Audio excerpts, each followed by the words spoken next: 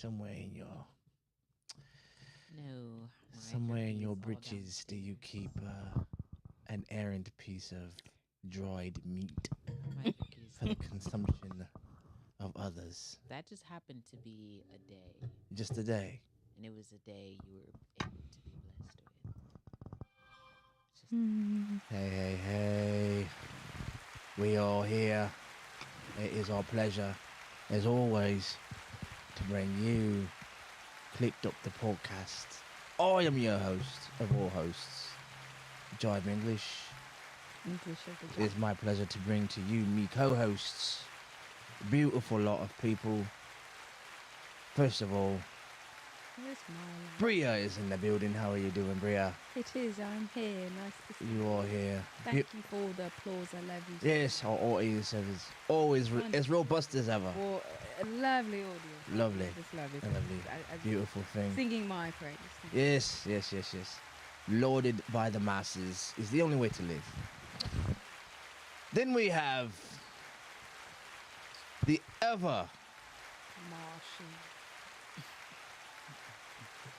ever audacious. Monster. Monster. Back attack. Gotta love her. She's here with us. Shadera, how are you? greatness. You're doing good. We love you lots. Love you. Your energy is A lot of passion. a lot of it. It takes a bit to draw it out, but it's there. Yeah, It's definitely there. it's definitely there. Definitely there. Yeah, we're definitely gonna have a good time with this one today. We have all right. Calm down. Bring it down, audience. Bring it down. We're about to have a good time, y'all. Look at you, black people can't take. You know what I mean? Broke character, niggin. He had to say it. You know what I'm saying? Broke characters, niggin. Just had to touch things. I've never seen one up close. I had to touch it. You know what I want to try? What do you want to try? I want to try a hookah with like the fruit, the grapefruit. I've never tried hookah like that. Hookah with a grapefruit. Yeah, where they put the fruit in it instead.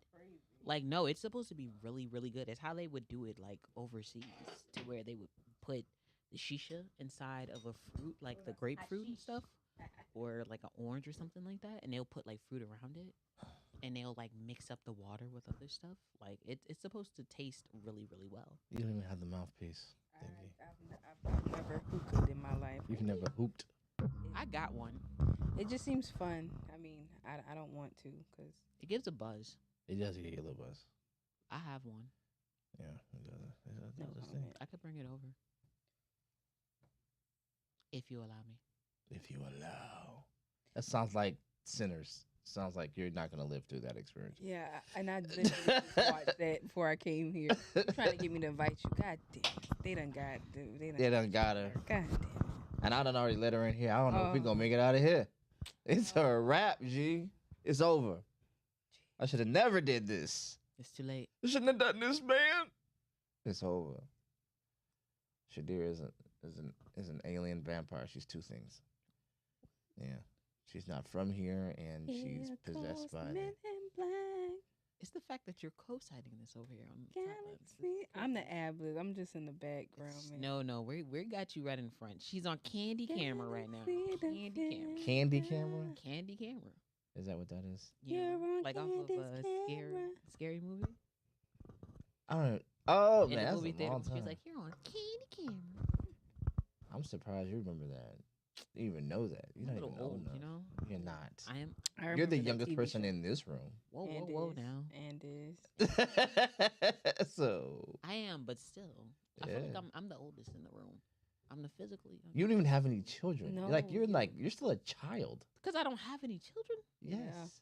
So I have to go produce a child for me to be the. I don't know about that. Yeah, you wouldn't know because you don't have any children. If having children warrants people to be adults, then why are there a bunch of adults that have children but are not adults? Are they adults? Yeah. They are. Are adults. they though? They're, Yeah, right. Are they though? they're physical adults, Yeah. but they're not mental adults. They're not emotional adults. So it's like they have children though. They met that criteria. Yeah, I mean, there's a few things you got to do. It's not just the kids; it's the whole shebang bang. Oh, the whole shebang bang. Yeah, yeah. When something matters more than you, like when another person's life is just determined on your win or lose. Right. Like when you don't It's the matter Hunger that when Games.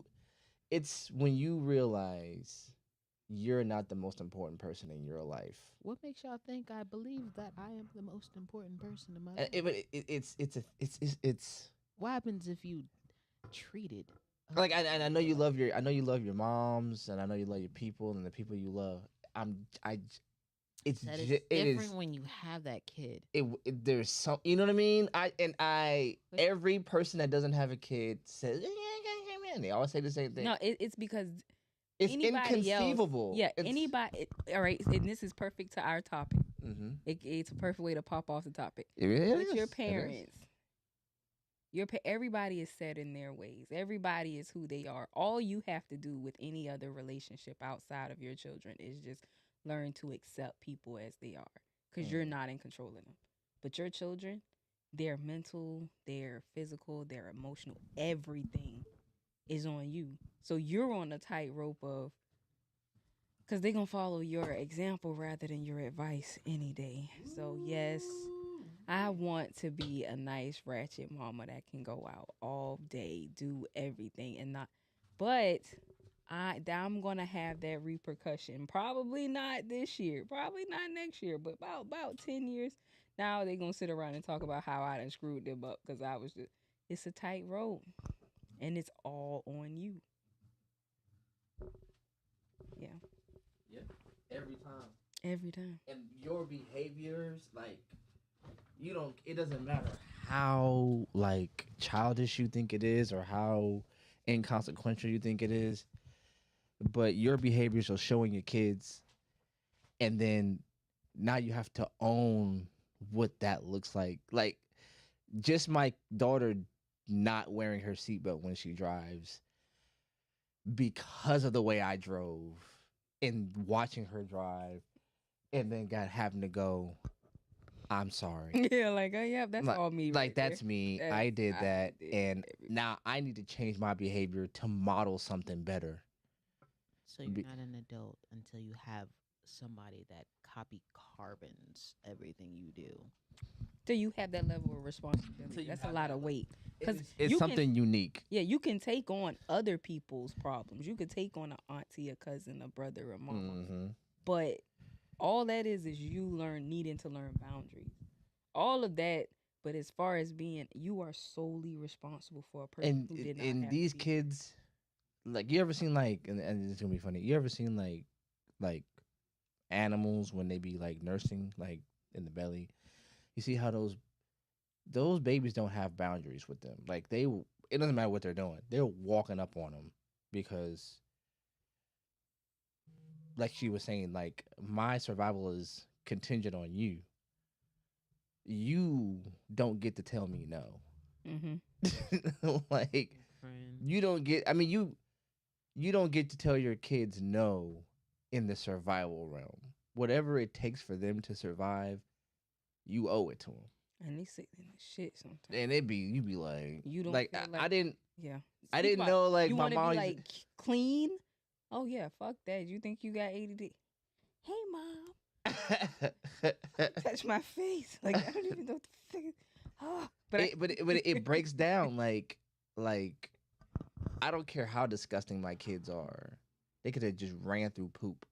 I'm gonna grab them. I'm gonna hold them. I'm gonna bring them to me. Whatever, you know what I mean? Like, it doesn't matter. Like, there's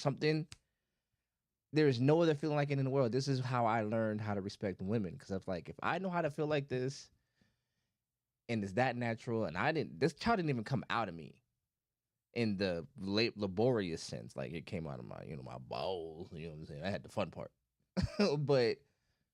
but if it came out of her body, I can only imagine. There's something like, you ever seen that one thing where it's like the little gazelle jumps into the river, and then it's trying to get through the river, and then there's like this alligator is just like charging at it, and then you see the mother gazelle jump in front of it and the alligator takes that one down. When you're a parent, you get it. It's like, yeah, this is exactly what you do. It's not a thought. It's not a, you don't weigh anything. That's my baby. Or to even think, if you want to talk biologically, when a woman's pregnant, if a woman faces any organ damage, that child sends stem cells to that organ to repair it. So that's just how deep that part of the whole development is. So if my kidney is failing, God forbid, and I'm pregnant, that baby will send cells to help its mother. So that's a, and you even wonder, like, how can a parent do this? How can a parent? That's why they go to jail like that, because that's psychological. This is something. Yeah. If nothing else in this world belongs to you, that child belongs to you. So it's like, That is so yours. like it's just something like you just, and you're not gonna be perfect, and you're not gonna always be great, and you're gonna, again, live in the grace of your kids and all that other stuff. But that gut thing that just, it takes away your will. Like, I have to. There is like, and people are like, you don't have to, and it's like, you don't have kids, do you? Like, cause Right. there you But how many don't. kids get abandoned by their parents and they feel the same. I don't have to do squat. I just Right. But so that's a different that- yeah. level. Like, That's what I say. If you can do that, something's something's that's a something's psychological there. disconnect. That is somewhere. something, because this is you carried. How do you not have that connection? How do you not? Because something happened to them, whatever, and that's deep. Right. Like, so, a lot of these young men can walk away from children. The psychological trauma that we like to call of paternal detachment shows up in how they view their own offspring. They don't have it. They don't value it. That place for them has been taken from them. Like, I've literally seen men say, my mother didn't need my father to raise me. You don't need me to raise this one. I've heard. Oh God. And then they just walk off. And there's a little bit of vindictiveness in that, right? Like, they're almost punishing that child and that child's mother for the father that they never got to have. Mm-hmm. You know what I'm saying? So it's psychological. So if y'all want to talk about that generational stuff, this is the stuff that we don't never really talk about. Like, there's a generational, and in a way, the mother is doing the same thing. I'm punishing my kid for the father that I never got to have. You're not gonna have what I didn't get to have. It's painful, and then you see some people try to overcompensate, and then put any man in front of their kid, or hold on to a man who is harmful. You know what I'm saying? Or a man tries to stay with this woman even though she is harmful. She isn't a great mother. It's complex. I got a good question. Yeah, what's up? Okay, so if having children makes you an adult, what about those people that were never, I guess, people, how they say, blessed to have a child, or never were able to give birth to children? The people who have wanted to and couldn't Yeah, had a. in that way. Like, just people not able to have children, so they're never gonna fully officially be an adult because they just never had an offspring of their own. I mean, but if you ask them, they feel.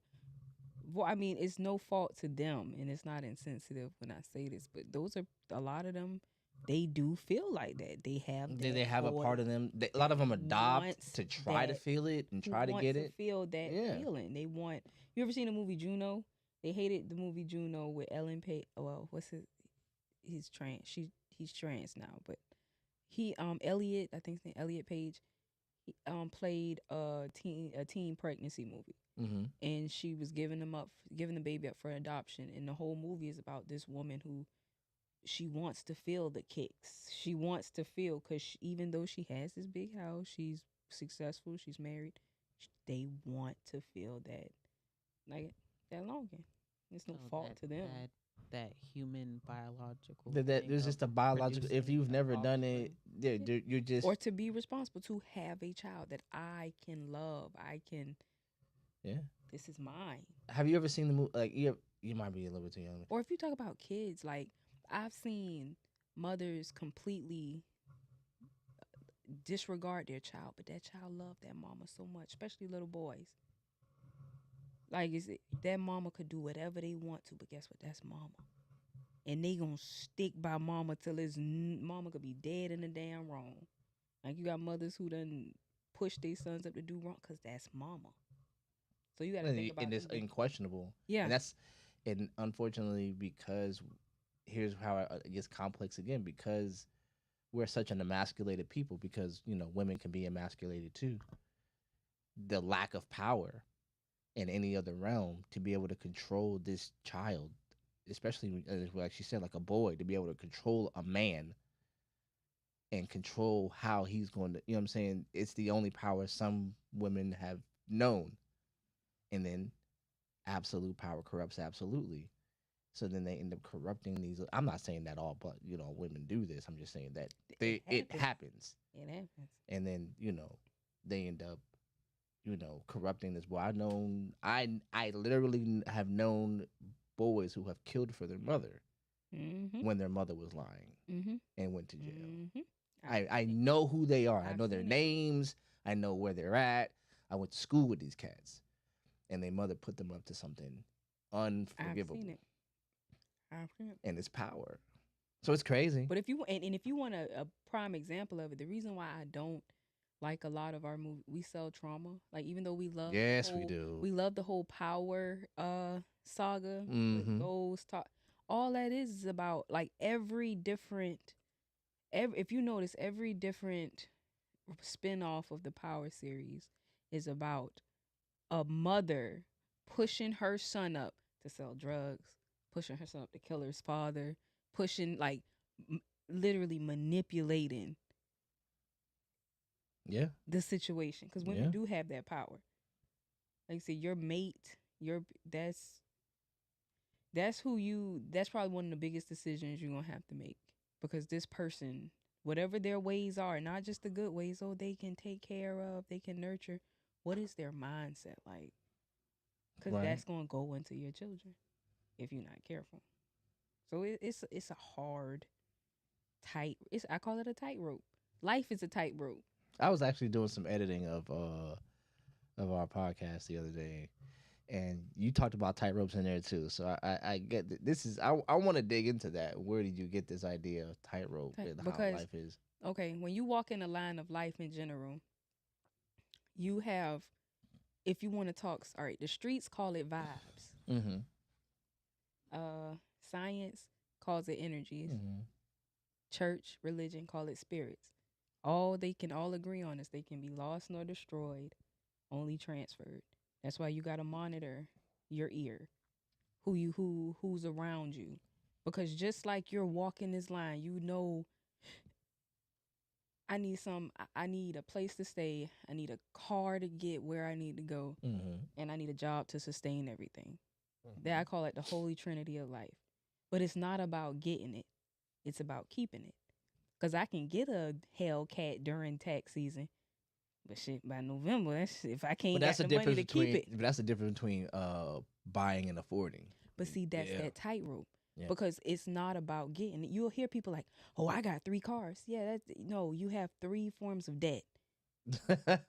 Oh, I got this big house, but your ratio, your income and spend ratio it's a tightrope.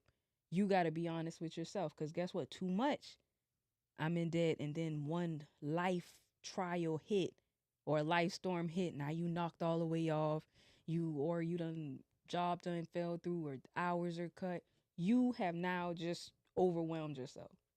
So it's that tightrope. All right, I got kids. I'm a mother, but I still got to have a life too. But I have to do it in a self-respecting way to where it doesn't affect my kids. That's a tightrope. Yeah, because regardless, you said it earlier, like regardless, they're watching you, even when you don't intend for them to. They're watching, and they're soaking up everything because they're trying to figure out how to be adults by watching the adults around them. And I think when you're an adult, I call it, once you hit adulthood, once you hit about 18, childhood starts over. Like when you're 20, you're basically 10 in adult years, because you're learning. This is your first time being 20. This is your first time being adult. You're in a tightrope, because now I want to have fun. I want to party. But if I have too much fun, that too much fun is going to affect the rest of my life. That's like being in, they'll tell you when you get in 9th grade, don't fuck up your 9th grade years because it's going to affect your graduation. Fuck up in 12th grade after you've done all the hard work. It's a tightrope because you can fuck. I know people they crackheads now who went to school with me and they're 30. Like, you ain't even make it to 30. You had a little too much fun. You went too far. But I know that, like, I've never gotten into something too far because, like I said, I am aware that too much of anything or too less of anything. What are you making this for? You're in pain. Oh, no. Yeah. Because when I think about it, when they, hearing that and then being like, well, I know what I did in 9th grade and I know what I did in 12th grade. I was pretty much fucking up the whole 4 years and still graduated. And graduated on time while other people didn't. But you gotta think you're smart though. You read, but a lot of people don't. Like a lot, But you that are an wasn't, like- exception. Yeah, I went to school I went to school at Savannah High. I went in 12th grade. I transferred myself to Savannah High. This is an inner city school. They weren't doing that. What? They were not going to school. Like it. This is Like school. I was that person. I was like skipping and everything, and I still like. So here's the thing, right? And your formative years can be very trippy, and then we're gonna get into the conversation. Can be very trippy. I did the same thing, man. I got expelled twice in high school, right? And to talk to me, people are like, oh my God, you're so articulate. You know, it's weird, or whatever the hell people say. But I definitely had a tough time figuring out who I was. You're doing this. High school is like almost like a sociological experiment. How do you learn? How do you function? How do you learn to love, learn to be liked, learn to like yourself? It's all happening in like a 4-year span of time. And if you know anything about time, that shit is not enough time. So I graduated on time, barely. Mm-hmm. It took me, going right back to what we were talking about, it took me having a kid, that kid becoming a little older. It wasn't like on point. It was a point of me hanging around with the dope boys, running around, doing all this dumb stuff. And then one day I'm just home with my kid by myself and then just like having that inflection point where I start to like look at it like you see like a dog like kick its head to the side and like the perspective change. What happens when like the time frame that people say to where my perspective changed when I was in 2nd grade. So all the everything's like by the time I was in 3rd grade, I said I didn't need to go to school because I didn't care about people liking me. I didn't care about being in nobody's educational system.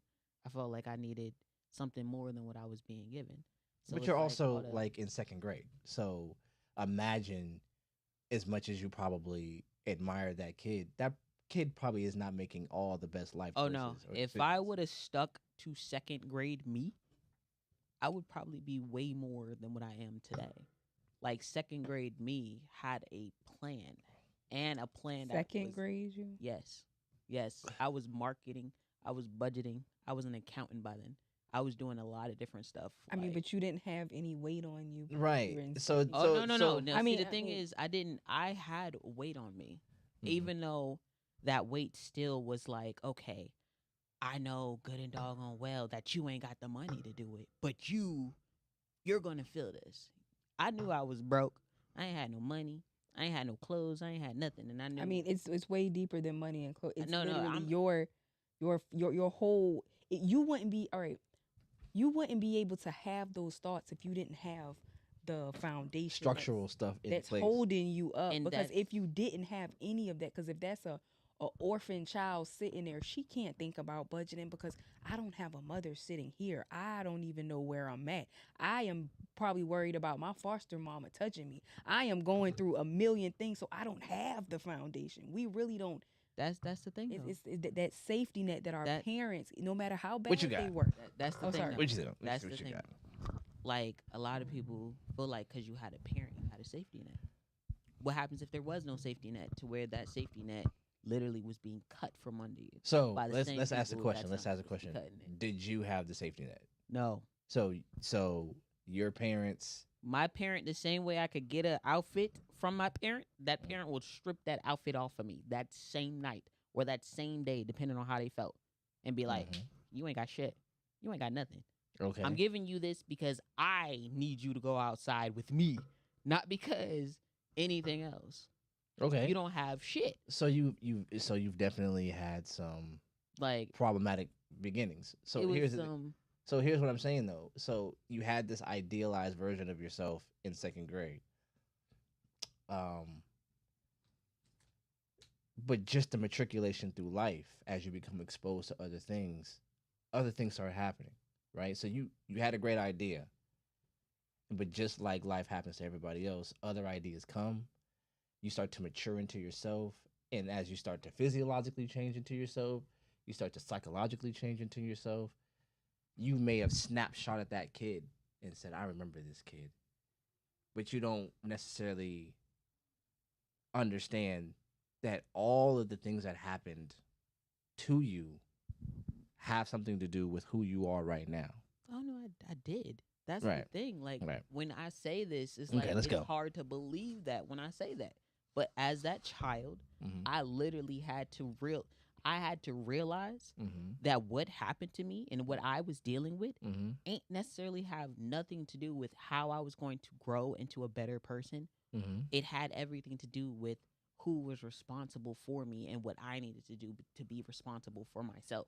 And the only time I was ever going off of my pivot, I've been on the same plan since second grade. The only time I've been off of that pivot is when I go putting myself into those like baskets of another person is supposed to be, they got this idea, they got this plan, this is supposed to be your safety net.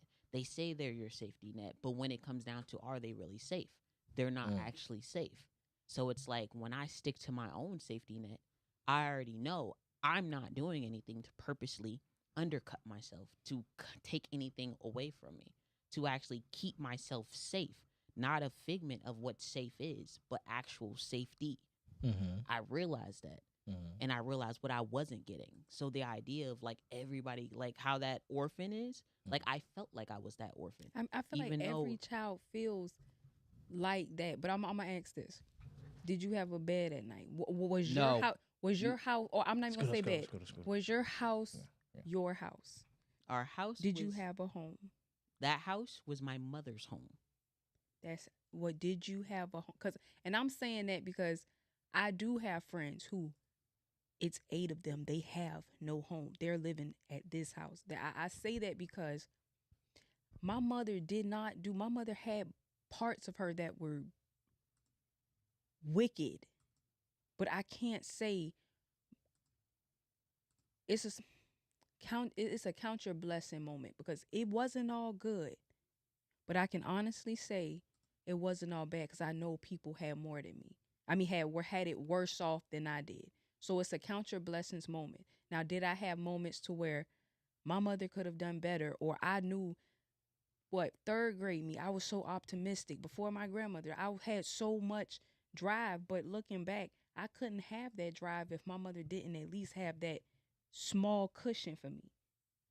My kids didn't have, because it was moments when we stayed in the smallest house. It was raggedy, but mama held that enough to where, yes, you can grow and draw. And of course, my daughter's probably going to think, oh, I can do better than my mom.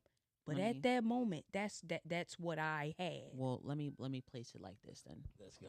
To where it says count your blessings, right? I'm not going to say I don't appreciate what my mother did as far as what she provided and what she did to give us a certain playing field level. But in that same breath, she let it be known, this is not yours. This is not yours. This is allotted to you because of me. So if I'm not here, which is plenty of times where I'm snatching everything back, whether I'm still alive or if I actually die, to where what do you have? You have nothing. There is no base, no nothing. At the end of the day, like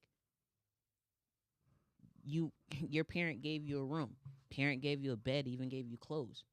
But in the same breath, that parent takes your bed, that parent takes your house. Sleep outside. You don't have no clothes. I'm taking all your clothes. Get kicked out. You're kicked out. You're ass naked. like you don't have shit. And that's not to say like, she didn't provide what she provided, but in the same term, you showed me that I as an individual didn't have shit unless you personally wanted to give me that safety net. But whenever you didn't want to have that safety net for me, you damn sure let me know I don't have a safety net. So with that, and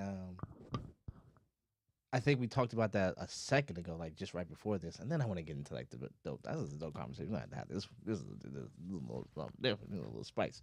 But again, which we were talking about with mothers with boys in power, right? Definitely in a materialistic way, you can show power. Like if you're dealing with somebody who feels emasculated, and the first thing they're trying to exude power. I want to feel power. And unfortunately, the best way you can feel power, one of the most unadulterated, there's zero pushback, is with your kids. I can inflict my power on somebody who does not have the wherewithal to resist me. If that's what you experience, I'm not going to take that away from you. Right. It's harmful, and it's, hopefully, whoever, your mother grew past this and you guys are, whatever. If not, just understanding it's not a fault situation for you. Right. It's definitely a responsibility to understand, like, all right, this is the situation I've been given. And given this on top of all of especially in second grade, there's just so many unknowns. There's just so many things that are just inconceivably present that you just you just cannot take account for. You know what I mean? And because I remember saying this to myself at 19. I remember at 19 years old, I was living by myself. Well, I was just stopped being homeless. And I told myself, I know everything right. I remember the thought. I still remember it to this day, telling myself, I know everything I need to know right now in order to make myself successful. Well, I don't say I felt like I was successful. I knew I could at least maintain life. That's what I knew in second grade. I knew certain things, like how y'all said, sustain. You have a responsibility to that child. Mm-hmm. I knew in second grade what it took as far as to sustain my life. Mm-hmm. Not necessarily like, oh my God, I'm going to be the richest person or whatever the case may be. I just knew I would be able to sustain myself on whatever level. I didn't care how it looked. I didn't care whether I only had enough money to rent out a hotel room.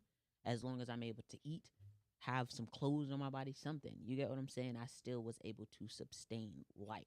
Well, so you had a concept, like but then again, you don't factor in the small things that happen in life, like those little, and like I said, no fault. Like I said, I'm not victim blaming. I'm not, because parents could be wrong, 110%. But we don't know what battles, and it is giving grace.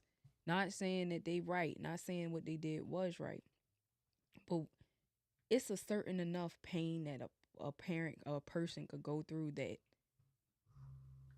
you do if it's a tight rope, because you want to protect your child, but sometimes your protection could come out as aggression because you don't know what that parent has seen and faced. And now I'm so scared. I want you, because for my mom, it was, you don't need nobody. So you don't show me that by just trying to beat it down on me and put me out or doing, no, but you did teach me that in this world you're going to have to beat, but you could have went by it a different way. But that was because I never got my mother's story. My mother's dead and gone. I know for a fact my mother had something happen to her that caused her to be this. And I would never get that story. Not saying she was a bad person, but something caused that chain reaction. Oh yeah, I mean, I gave my mother grace over after years of straight hate, and I got my life to where I had to separate and get my own self together. But as far as what I am now, like, do I still talk to my mom or whatever? Yeah, I still talk to her. Like, I just called her before everything came on. Like, I love my mother. But as far as like being realistic about my situation, what happened, and where my mindset was at, and how I think, like, I know maintaining life, like, I can do that. Right. No. regardless of how it comes. Any situation, I'm gonna handle that. Right. Like, So you definitely and there's a little term, I don't know if people use it, I just made it up myself. At least to me, I think I made it up. So if it's a thing, got to sorry. side eye this guy. Yeah, Yeah. you definitely should, You about because to tell his age. yeah, like children definitely get adultified. And that's what way sharing on Facebook. Huh? That's what's been sharing on Facebook to where it's like. So there's people been saying this. Like, Dang, I thought I had an idea. Like, children are being exposed to more. That's what's making them grown, not because they're just like so more mature, but they're being. They're exposed definitely. so much. I've had this conversation about. I think my understanding, just being a boy and watching the way girls mature physically, puts them in an arena above boys at the same age. So when women look like they're so much more mature, they're just more exposed. That's it. So, And what they say, and I'm dealing with this personally. When you've had a certain level of trauma and you've had to grow up quick, your logic and your reasoning, you have to turn off the childlike and you have to turn into logic and reason. But you can emotionally, when you are traumatized, you stay the age you were emotionally when you're traumatized. That's why, and you will see it. You see it in a lot of guys that come from prison. If they got locked up when they were 18, they've done 20 years. They will come back and still have the mindset as that 18-year-old who got arrested, because that is where life stopped for them, and they don't know life past that part. Me personally, you're not about to go home. What you about to do? Oh, Yeah, go do that. Me personally, my mom caught a stroke when we were driving. I was 13. I had to become the caregiver, the washer, change her, take care of her. But emotionally, I still have like I'm not mature in a lot of like emotionally mature. Yeah. I'm not emotionally, I'm not mature. And I'm still like trying to get that to catch up with me. But yeah, like, but I can handle business. I can maneuver. I'm a mother. But as far as emotionally and trying to get like the right relation, all of that, It's tough. At all. I still have and it's funny to watch myself. I still have that kid like thing. Yeah, I mean, I never grew past that. I had to turn on logic straight. I mean, it's not just you. It's dealing in a world full of people for whatever variation of the exact same thing you went through are stuck in the same place. Right. So you're dealing with a whole bunch of people, be it prison, be it failing out of high school, be it having children too early, whatever, are stuck in a very adolescent phase of their emotions. And we don't have the access to a more mature model, because it's generations of that adolescence. You were raised by a mother who was stuck in her adolescent phase and never got out, who was raised by her mother and her father.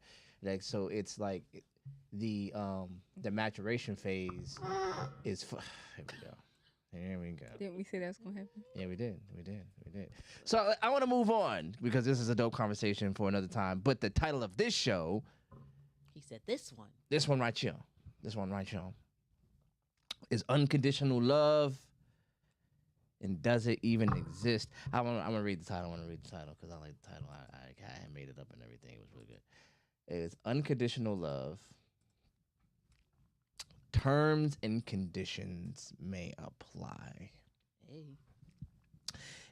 And I want to get into the first question. Is there even a such thing as unconditional love? Like, is there a such thing? And so, to be fair, I think we should define what unconditional means by itself, so then we can all be on the same page, or we can at least debate if this is a term that we are willing to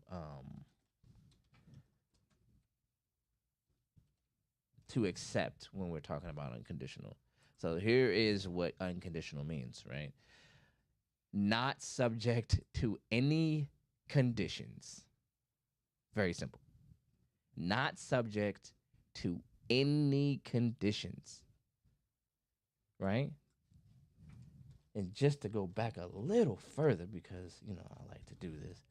What are conditions? Conditions, the state of something with regard to its appearance, quality, or working order, right? A state of affairs that must exist or be brought about before something else is possible or permitted. Go ahead, go ahead, go ahead. Oh go my ahead. God. Oh my God. That's very Go, Kevin go, Hardish. go, go. Ah. Go ahead. Do I believe in unconditional love just based on The the definition. The definition? definition. Even when I pulled it up on my Google? You Google that. I'm like, I Googled it. Even Googling it. I don't think unconditional love is real. Like, I believe care is real, but unconditional love, when they say you're raising your child is still going to be who they're going to be regardless, though, right? But as you're raising your child, you're putting conditions on raising them to where, now I ain't going to say conditions. I'm going to say, I want to pick a word to where it's like you're teaching them how to be, whether in actions, the actions you do, or what you actually tell them. So it's like, that's a condition. You know you want this house clean by the time you get back, or pull out that meat from out the freezer by the time I get back, type of stuff. That's a condition. Not saying you ain't gonna still cook for them per se, but that's like a part of conditioning them to be functioning adults. So it's like, how can you say it's unconditional love when you're actually conditioning them to be functioning adults? So I'm kind of like, so that's different. that's a different connotation or different use of the word condition. Like, conditioning in that sense is forming. I'm conditioning you. I'm forming you into the way. Condition in the third order, and when you're looking at the condition in the third order, is what has to be in order for me to love you, right? So like, if my kid doesn't clean their room, I'm not gonna just. do I not love my child? No, you Do I don't. not care for my child? Like, I understand, like, for me, there is nothing my children can do. Nothing. And I've said that to them. And I've watched their posture change. Like here's one thing. Like, I had a girlfriend, and I really cared for this girlfriend, and my daughter was just like, I think you care about her more than you care about me. And I looked at her and I said, let me tell you something. Nobody matters more than you. Period. She can leave. She doesn't matter. You do. And nothing you ever will do to me or anyone else is ever going to stop that. And she like breathed and sank back in her seat. I think that's like a toxic thing, though. Because for me, you're the most important person. I think that's like toxic, though. Why do you think so? Let's go. I think it's toxic because a lot of people in today's society don't necessarily actually stick it out with their partner or the people they actually have children with. For real, for real.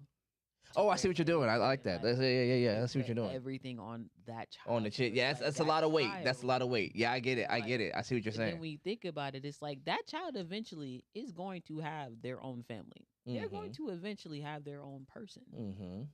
And what are you going to have? Just sitting there talking about something, well, I put you first. No, but see, I tightrope. get it. No. Tightrope. We talk about tightrope. Yeah. All right, we going to go back to what you're doing. Like I say, I can't speak for other people's parents, and I only can speak for my life and what I've been through, what I've seen and experienced. I'm going to just break it down biblically. You want to talk about it. Every religion, every religion text are full of short stories, tall tales, but they all have a underlying value in them. You train a child in the way that he should go. I'm not making you do anything but this world. I will send you out as sheep amidst the wolves. There are wolves out here. There are people that prey on you. You will be preyed upon by a psychopath at one point in time in your life. But if I do my job correctly, if I train you, when you go out, I'm not just teaching you to take the grub, the meat out the freezer, but when I come home. And it's not because this is me. I'm gonna feed you. I've been at work all day fighting. You're home. I'm teaching you to be considerate. You're not the only person in this house. I come home from work, you're gonna clean up. Why? Because you don't pay any bills around here. I'm not the only person that lives here. You live here too. This house is gonna be clean. That's the least you can do. I'm teaching you, because when you go out into the world don't give a fuck about you. The world don't owe you no understanding. The world don't have to understand your problems. Because you just one speck in the middle of a million people that have a whole completely different perspective as you. So my job is to train you, because I can leave this world at any moment. It's an African proverb that says, if a man who has not prepared his children for his death has failed them as a parent. My mother can left this world and both of her children can stand sufficiently by themselves. They not strung out on drugs. They not chasing no men, no women. Because she did her job. Now, she didn't do everything perfect. But what God called her to do as a parent, she did it. Now, as far as conditions, same thing. I love my children unconditionally. If you want to talk about somebody who, I believe unconditional love works, because I have unconditional love, not just for my children. And I would say this, and he will get the big head if I say it. My baby daddy number 2, he has that upbringing to where what we were taught was wrong, he was taught was right. You had that mother who would boost you up to do wrong. So your perception of right and wrong is so screwed up, and he make the worst decisions. But regardless of anything, being that I know that in my heart, when it comes to your son and you come to us, you will break your back. I love you unconditionally. You've hurt me. You've lied to me. You've done terrible things to me. But there's a part of me, I just made sure that I'm not on the receiving end of his dysfunction. I'm not with him anymore. I know I am fully aware of his bullshit and when his bullshit is coming. I don't receive none of his bullshit because I'm not in that path. But I love you to death. That's why he always called me when he need a word. Cause I'm going to give you an honest word. Because you wrong. You stupid. You sound dumb as hell. You going to get mad at me and walk up. But my love for him does not change. Could we ever be together? No. But my love for him will never change. So that's a good thing. Like, so the question becomes, now the next question is, if there's, for unconditional love, it's what kind of love is unconditional. You know what I'm saying? Like, I feel like unconditional love is the only kind of love, because anything else is just based on people and their conditions. I love you because that song, I'm Lost Without You. Everybody was in love with that Robin Thicke song, right? mm-hmm. My mama was listening to it. She said, that's a selfish motherfucker. And I'm like, what you mean? Tell me how you love me more. Tell me how you think I'm sexy. Tell me how you don't want nobody else. Tell me how you wanted this. He's saying he's lost without you because you're not feeding his ego. And that's on different relationships. A woman loves you because, you telling her she pretty. You doing this for her. You doing that for her. But as soon as you can't give her that, you acting funny. She's snatching that love back. Now there are it's only there. I think only unconditional love is the only love. Everything else is just, and you have to learn how to find that. Maybe it's because just studied up, right? As far as like what love is being able to have that correction, being able to know, or at least try to figure out how to be on the right path as far as how to do right, how to be right to whomever. So it's like, when I think about it, when I hear unconditional love in the sense of how like y'all kind of break it down, all I'm hearing is just attention, like unlimited attention. I'm going to keep giving you this attention, because it's not my duty. It's my duty to give you this, or I feel connected. I feel connected to you in a sense of like some type of form and fashion that has me giving you this attention. But as far as just being like, I'm accepting everything you do with unconditional love, when you think about it, to where it's like, when you say unconditional love, you're accepting their flaws, but you know it's certain flaws that if I accept these flaws of you, that means I have to actually deal with them because that's your flaw. That's me unconditionally loving you. That's me accepting your flaws. But if I'm not accepting the flaws that are harming me, am I really giving you unconditional love, or am I giving you love?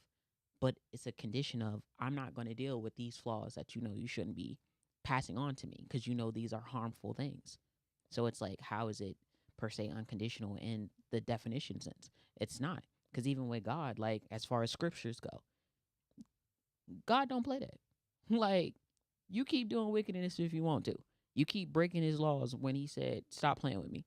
He already done said, and this is scripture wise, I'm going to turn my face from you. And I'm going to keep my face turned from you. Meaning, I'm not giving you my attention. Whatever you got going on is what you got going on. Now, if you get yourself together, act right, do what I said you need to be doing and whatnot, I'm going to show you some love. I'm going to give you some blessings. I'm going to be there for you. But if you not, I'm not about to be outpouring myself onto you. Like, I feel disciplining your children is a form of unconditional love. Unconditional love does not mean I'm accepting what you're doing. My silence, not talking to you right now, because right now you need to think about that dumb shit you just did, or you need to think about what you just said. You need to, that is unconditional love. With God, yeah, I'm going to turn my face from, because he's going to send every sign. You can't tell me there's not one person who's been completely wicked that you haven't had somebody, some stranger, some auntie, some teacher, some coach try to turn you, because that's what happens. You're going, everybody, no person out here. And I tell my baby's father this all the time. There's going to be a time. I don't talk to him all the time. I give him that cold shoulder. But if it's that dire, and I can tell those moments when, yeah, it's one of the moments you need a talking to. But that don't mean I have to accept what you do. I don't got to listen to what you say. Because it'll be, oh, you don't want to hear what I got to say. I say, because anything coming out your mouth right now is bullshit. So we got to shut that shit down. That ain't me turning against him. That's... So to the point that she was saying about the Bible, and I just want to steal this for a second. To lose God's attention, because that's, you know, how you equated it. I don't think I disagree with that. I think attention, love, a big part of love is attention, and that being attentive, that means tending to you. Mm-hmm. So if God says, I'm not going to tend to you, that's a punishment. But that punishment is meant correction to show you what this is like when I take my hands off you. Because it's not intended to keep my hands off you. I just need you to learn something real quick. I'm going to take my hands off. And I'm going to let you do what you think you're about to do. And you do that as a parent. And then you do that as a parent. You see that child going down the road. Now, I done told you. I done prepared you. I'm telling you what you're doing wrong. But you not going to learn until you do it. But I'm going to be here. When it all falls down, I'll be right here. so if these people, these children, still in the midst of doing all of this, your kid could become a murderer, become a rapist, do everything under the sun. And they land themselves in jail, and they have no intentions on thinking they're wrong or anything like that. You telling me you gonna be still? I'm gonna be putting money on them books. I'm gonna be showing Hell up. no. So I mean, some parents. Because once you get to that, let me tell you, if you're to the point where you're touching children, I did something wrong back then. Yeah. We can't talk like children whose parents have had that solid ground. Now there are some people who just crazy as shit. It's okay. But though a large group of kids who have parents that are solid, they not going out there doing it. But not to say, oh, if you make a mistake, I'm not gonna be there. But no, because my mother told me and my brother, my grandmother told my uncles, you go to jail for any reason outside of defending yourself, you in that shit by yourself. Don't call me collect. I'm not putting money. And that shit put the fear of God in none of us went to jail because we was like, I know for a fact my mama not coming to get me. I mean, maybe it's because when I think about it in the scriptures, right? Mm-hmm. The scriptures, it has like a law, right? To where it talks about if your kid continues to be wicked and continues to like go off and do certain stuff, bring them towards the elders. And if he still or they still acting retarded and whatever, stone them, kill them. They dead. They a So what you have there, even in that, we don't have that communal sense. So we don't even have a community. We really don't. So now that's how far we've gotten away from, according to scripture, the will of God, because we haven't even maintained his communities. We haven't even maintained his people. We out here for self. Take him in front of who? Mm-hmm. What community? What group of elders? Group of these elders? These elders still think they 16, just like we were talking about. Mm-hmm. Everybody's stuck emotionally 18 years old. Mm-hmm. A lot of these 45, 50-year-olds think what the YNs is doing is something to emulate. Mm-hmm. So bring him in front of who? Somebody who's going to ultimately look at his behavior as something to be modeled for them so they can still feel like they're attractive to women and whatever is going on. We have a lot of confusion going on. There's a lot of complexity, and some of it is convoluted in that it's just not necessary. But ultimately, do I love my child less, or do I not love my child? Like, I'm not a perfect vessel. I'm not a perfect being. And maybe the way I loved was faulted. And again, this is how you just live in the grace of your children when your shortcomings, don't necessarily bear you out of their love, right? But unconditional love does not mean unconditional acceptance. Mm-hmm. That does not mean unconditional support, right? That's not what, unconditional love is. Correcting you is a form of love because I don't want to see you wrong. Punishing you in some ways when it's healthy is a form of love because I'm trying to reel you back in and show you consequences. I want you to understand things. Just like the way we and unfortunately this is very in the very classical, very I respect this way this is going to be used term trauma, the way we try to correct our children historically against rabid racism is we try to correct them at this level so they don't get to this level because this is where they start doing their thing. So you get in the house before the street lights because after dark, that's when they come out and what they're going to do to you, I can't stop. You go here. You see what I'm saying? So that was love in the way that they can control the environment. I need you to be here because I can get you from here. I can't get you from here. If you're out here, there's nothing I can do. And that's love. You feel what I'm saying? Now, it's unfair. And these kids can be like, well, my mama didn't let me and my daddy didn't. But they knew the monsters you didn't see. So the hedge, you're pretty much, it's, well, not Let's go. No, go do your thing. Pretty much Let's go. like what you're saying, what I'm receiving of what you're saying is parents, their unconditional love came with them structuring a hedge, how far you're able to go, because of this is how far I'm able to actually protect you, to cover you, to actually care for you, be for you, and correct you and bring you back if anything were to happen. Because I have unconditional love. I just don't. I don't have unconditional unlimited capacity. I love you to the ends of the earth. Doesn't mean I can run to the end of the earth to get you. So my desire, say what they say, like the soul is willing but the flesh is weak. I have limitations. So your limitations is that actual like hedge that you set for your children. For sure. So you go outside of that hedge to where it's like, I can't necessarily do nothing for you, and I can't necessarily save you from what's outside of me, because what I gave you, you didn't appreciate it. You didn't care for it. You neglected it. You thought you knew better. Mm-hmm. You went outside and you found out what's happening outside. Mm-hmm. And I can't come outside to save you. I can't come outside to save you because that's out of my realm. Or I can come out here, but now we're both at risk. Mm-hmm. And I, just like that, we were talking about the mama in the river. I'm coming out there. It's just not a guarantee that both of us are coming back. And I can only do this once. And that right there is pretty much that. It's like a Simba moment in Lion King. Yeah. So where it's like, I'm going to come and try to save you, even though I tried to tell you. But we both may or may not survive. That's right. So if you survive and I don't survive, that's a lesson you got to deal with. Hopefully you figure that out. But that's a perfect example. Mm-hmm. I'm about to break down why Lion King is so perfect. Okay. The reason why the Pride Lands went down when Scar took power. In the beginning, Mufasa takes his son and he says, as a king, you have to respect everything from the ant to the antelope.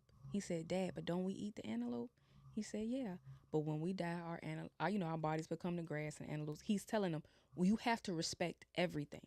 Scar wanted power, so being that he didn't respect everything fell. Simba was able to grow because regardless, he didn't listen to his daddy. He was strayed. His daddy died. But his dad teaching kept him on. He lost himself. Like I say, if you want to write biblical, the Holy Bible stands for, he only leaves you basic instructions before leaving earth. It's written by man, but it's man's encounters with God. This is a book written over years of people's encounter with God. You're teaching. I'm teaching. Filter out all the tall tales of things that you know couldn't happen.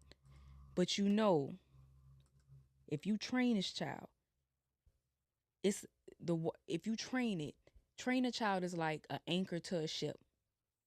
That ship may sway left, it may sway right, but that anchor is gonna hold that ship into place. Versus a child that has no rearing. Oh, I love my child. You could do whatever you want to do. I'ma just be behind you. That's not love. You don't love your child if you let your child do whatever the hell they want to do. Because guess what? This sea is it look calm now, but this sea could change in a blink of an eye. Now you all the way over there. Now you done crashed over here because my word, I did not give you the tools, that anchor to hold you still. Because life going. Like, I'll tell you like this. This is just being on Tybee Island. Like, if you ever like sat in one place and then watched your children play right at the shore, and then kind of just watch the water shift them. Mm-hmm. And then once they get over there, I'm like, hey, here. Exactly. And then they all get out and they come back, and then they come back to where they need to be. It wasn't. There were things happening outside of their cognizance that was shifting them and taking them down, and they didn't even see it. I did. But if I'm the kind of parent that's like, just do whatever you want to do, water's going to sweep them away. But if I love you, my attention is to correct you. Even when you don't see what you're doing, I'm looking. Hey. Bring it over. And that's important. Even a good mate. Mm-hmm. You in a relationship, you dating a man or you dating a woman, that woman should be able to see. Yeah. Babe, now you told me you was going to tighten up, you was going to do this, you was going to stop drinking. A good woman, if she love you, it's going to see you shifting. Tighten up, just like a man. Tighten up, you said this is what you wanted, and here you are. Go ahead. All right. So, I don't want to seem like I'm that free radical person. No, this is interesting. Even because I'm going to read when I looked up unconditional love on Google, right? Okay, let's go. This is what popped up. It said unconditional love this is crazy. Is the act of loving someone without expecting anything in return, free from conditions or limitations. It means accepting and valuing the person for who they are, flaws and all, and wanting their happiness without requiring them to change to meet your needs or desires. You're not meeting my need when I'm telling you to tighten up. I'm doing it for you because you can get swept off by that goddamn thing, and now you're dead. It's gonna hurt me, but you're dead. So Go this ahead. is it's not the limitation. Go ahead. That's still your desire for them, because at the It's end of in the their day, best interest. it's still their best interest. But at the end of the day, how many times have we been children to where parent be like, "You ain't getting no candy before dinner, or ice cream or something like that," and Mm-hmm. we want it because it's gonna make us happy. Mm-hmm. We want it because we feel like that's what we supposed to have. We do. But it's not. Parents know it's not in the best interest of us to get these things, Mm-hmm. but it's our desires. But their desire is separate from ours, because you're a they, child. and that's the thing where I'm getting at. So where it's like when you say unconditional love, like that's you wanting. You don't want to like that. That literally from what was read. It's like, is it really? Can we really call it unconditional love then?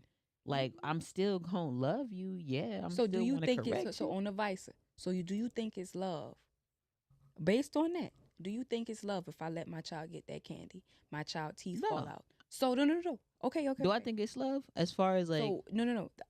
The whole point, because I think is the boundary of letting them be happy. Happiness is a temporary emotion. Happiness is not a state of being. You can be happy right now, and then I could get a text and now I'm sad. Then I get another text and now I'm mad. And I get another text and now I'm back happy.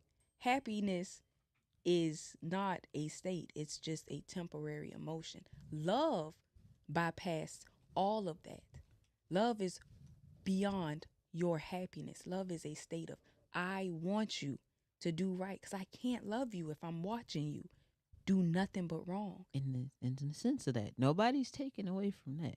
But in a sense of unconditional love, when we read that unconditional love, like it literally says, Reread it again. It's- I want to read it. Oh, yeah, like, unconditional love Unconditional love is the act of loving someone without expecting anything in return, free from conditions or limitations. It means accepting and valuing the person for who they are, flaws and all, and wanting their happiness without requiring them to change to meet your needs or desires. When you desire them to be a certain way because you know it's in the best interest of them, that is your desire. That is not their desire. That's your own desire. Given that definition, what does unconditional love look like to you?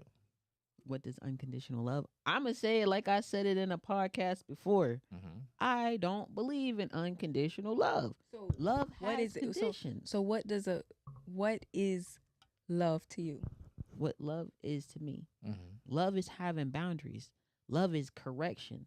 Love is knowing that you want to give that attention, but I can't give my attention to everything, because everything that I give my attention to is not something that's good for maintaining life or even helping you become a better person. And I don't just mean like maintaining life as far as in the physical. I mean you being wholesome in spirit, you being wholesome in your mind, in emotions, like let alone how you physically keeping yourself together. Like that's love for me. Like love as far as unconditional, when we say unconditional, that's free form for you, how you desire, what you want, what you like. Okay, I'm gonna talk on a different sense. I'm not gonna talk about on a parent level. I'm not gonna talk on a parent level. Yeah. I'm gonna talk on I'm gonna use my baby that, since I brought that up earlier. Yeah. It's unconditional, because any flaw that you have, I'm just not on the receiving end of it. You are doing what you say do. You are living your life. You're not living your life based on my expectations. I have to accept it. But guess what? Whatever decision you make, I am not wrapped in. We are not together. So we don't have, when you're with somebody, you are taking on whatever they are fighting.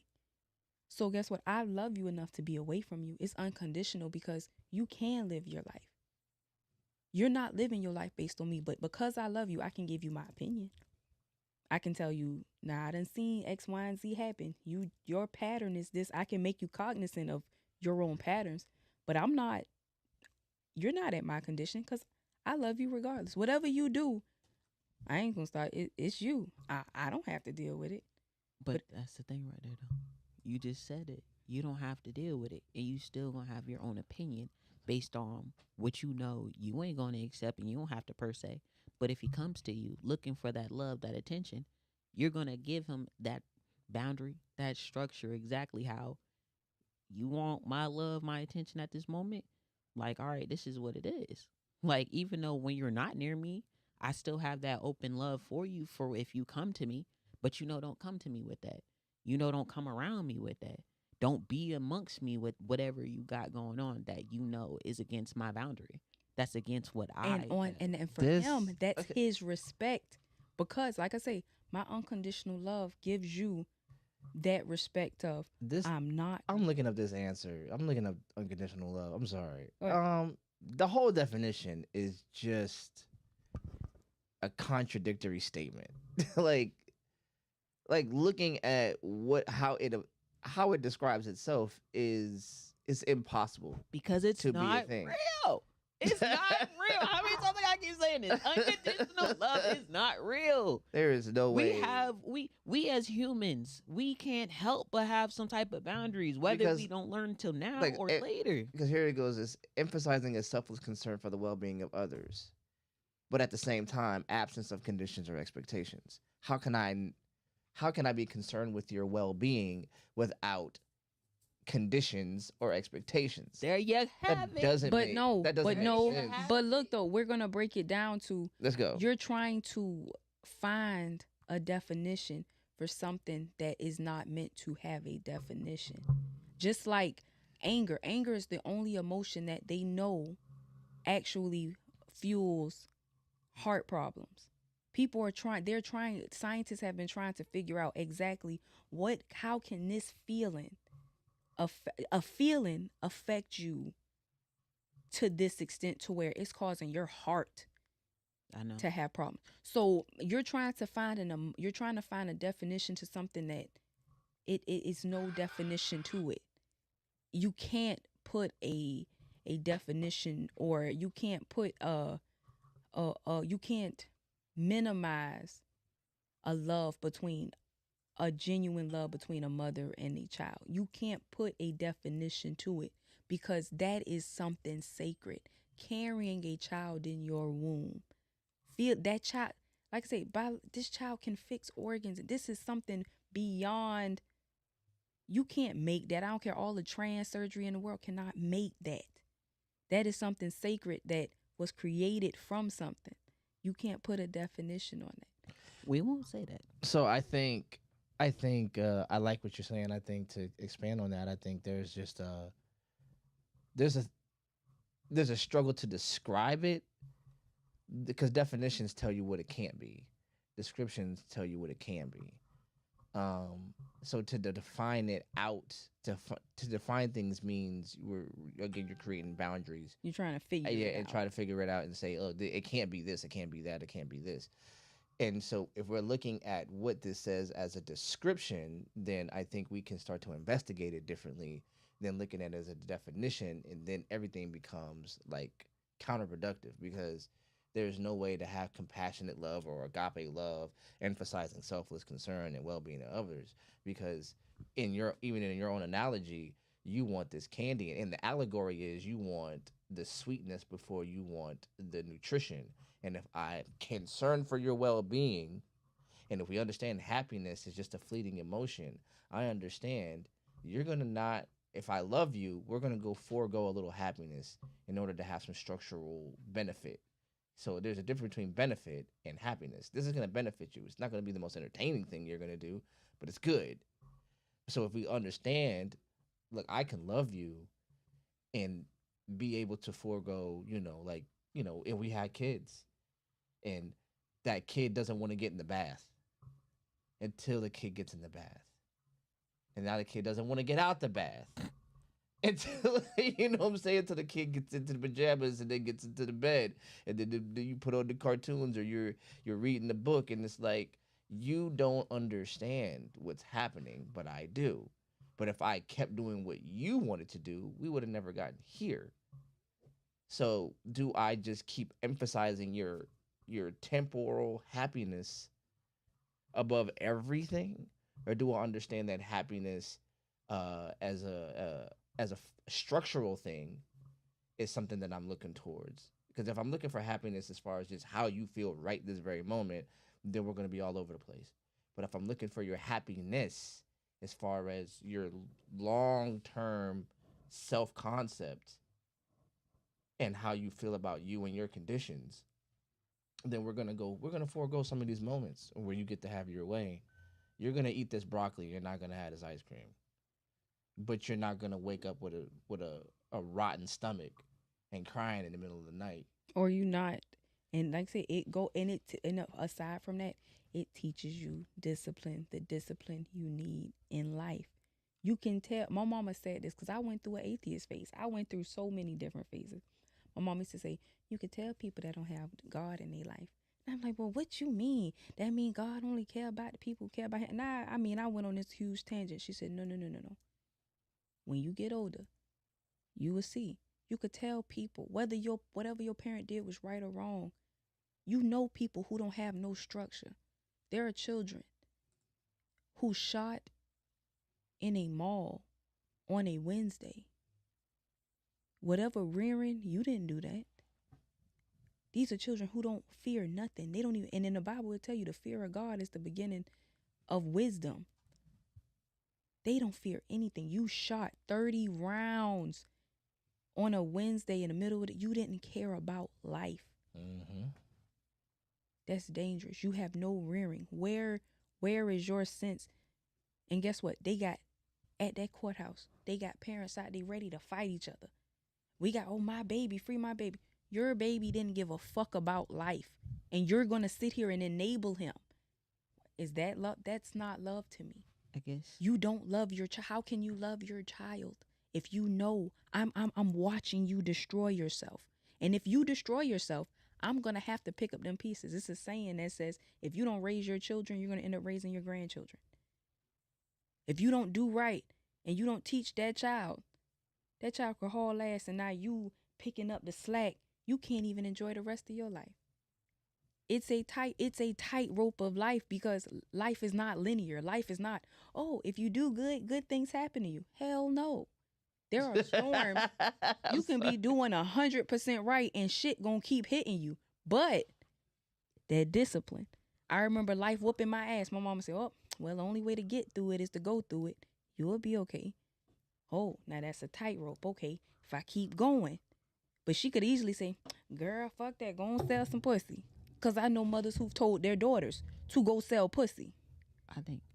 So is that love? Oh, I'm teaching you how to get money, though. I'm teaching you gonna be fine. You gonna have them new Jordans. It is. Is that love? I think it's because of this. Like, when we start thinking about definitions and stuff, right? Mm-hmm. And when we start thinking about even examples, even when we go back into the scriptures, to where it's like, we don't want to look at our examples. We don't want to look at what we're supposed to be following. We don't want to hear the words that are being taught to us. We don't want the structure. We don't want the order. But then we say we love. But when it comes down, it reminds me of the podcast that happened not too long ago, as far as when exactly are we going to start upholding a standard. So it's like, we say it's unconditional love, but real love has a standard. Real love is a standard. So I'm going to go into one of the next questions that I had when I thought of this. Because if we love, and we love deeply, and we're confounded at this moment of what a working definition is or working description is, I don't know where I sit on this, because I definitely see your perspective of there might not be unconditional love. I can see where you're coming from. I definitely, from an internal parental space, because we share that in common, understand where she's coming from. Also, there are different types of love, right? So we've been really locked into the parental stuff, right? Which is fair, because that's a very deep love. It's very foundational. But there's also romantic love. There's also, sibling love. There's different types of love. You know what I'm saying? Some of us love our children in a way that we'll never love our siblings, and that's fair. You know what I'm saying? I don't expect my brother to put me over his children. but I would also never put my brother in a position where he would have to choose me over his children, because that's my love for him Mm-hmm. and also my love for my children. I'm not going to put, you know, A your living father in a standard. condition where your uncle has to mess with your cousin's well-being. You know what I'm saying? Like there's a lot of stuff. So my question is, if there isn't unconditional love and there are conditions, because even you said, you know, uh,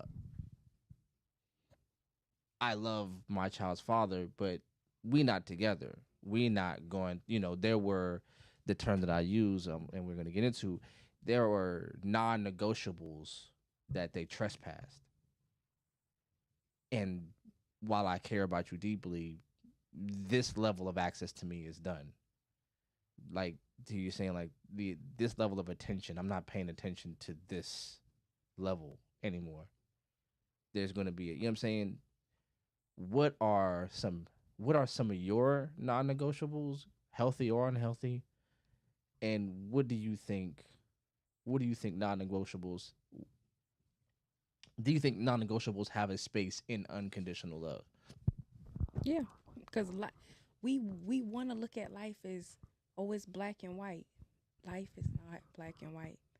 There are gray areas. There are situations where you have, because everybody in this room has been raised a different way, had different experiences, saw different things, felt different things. And so this is just 3 people. We go out into the world, it's millions of people.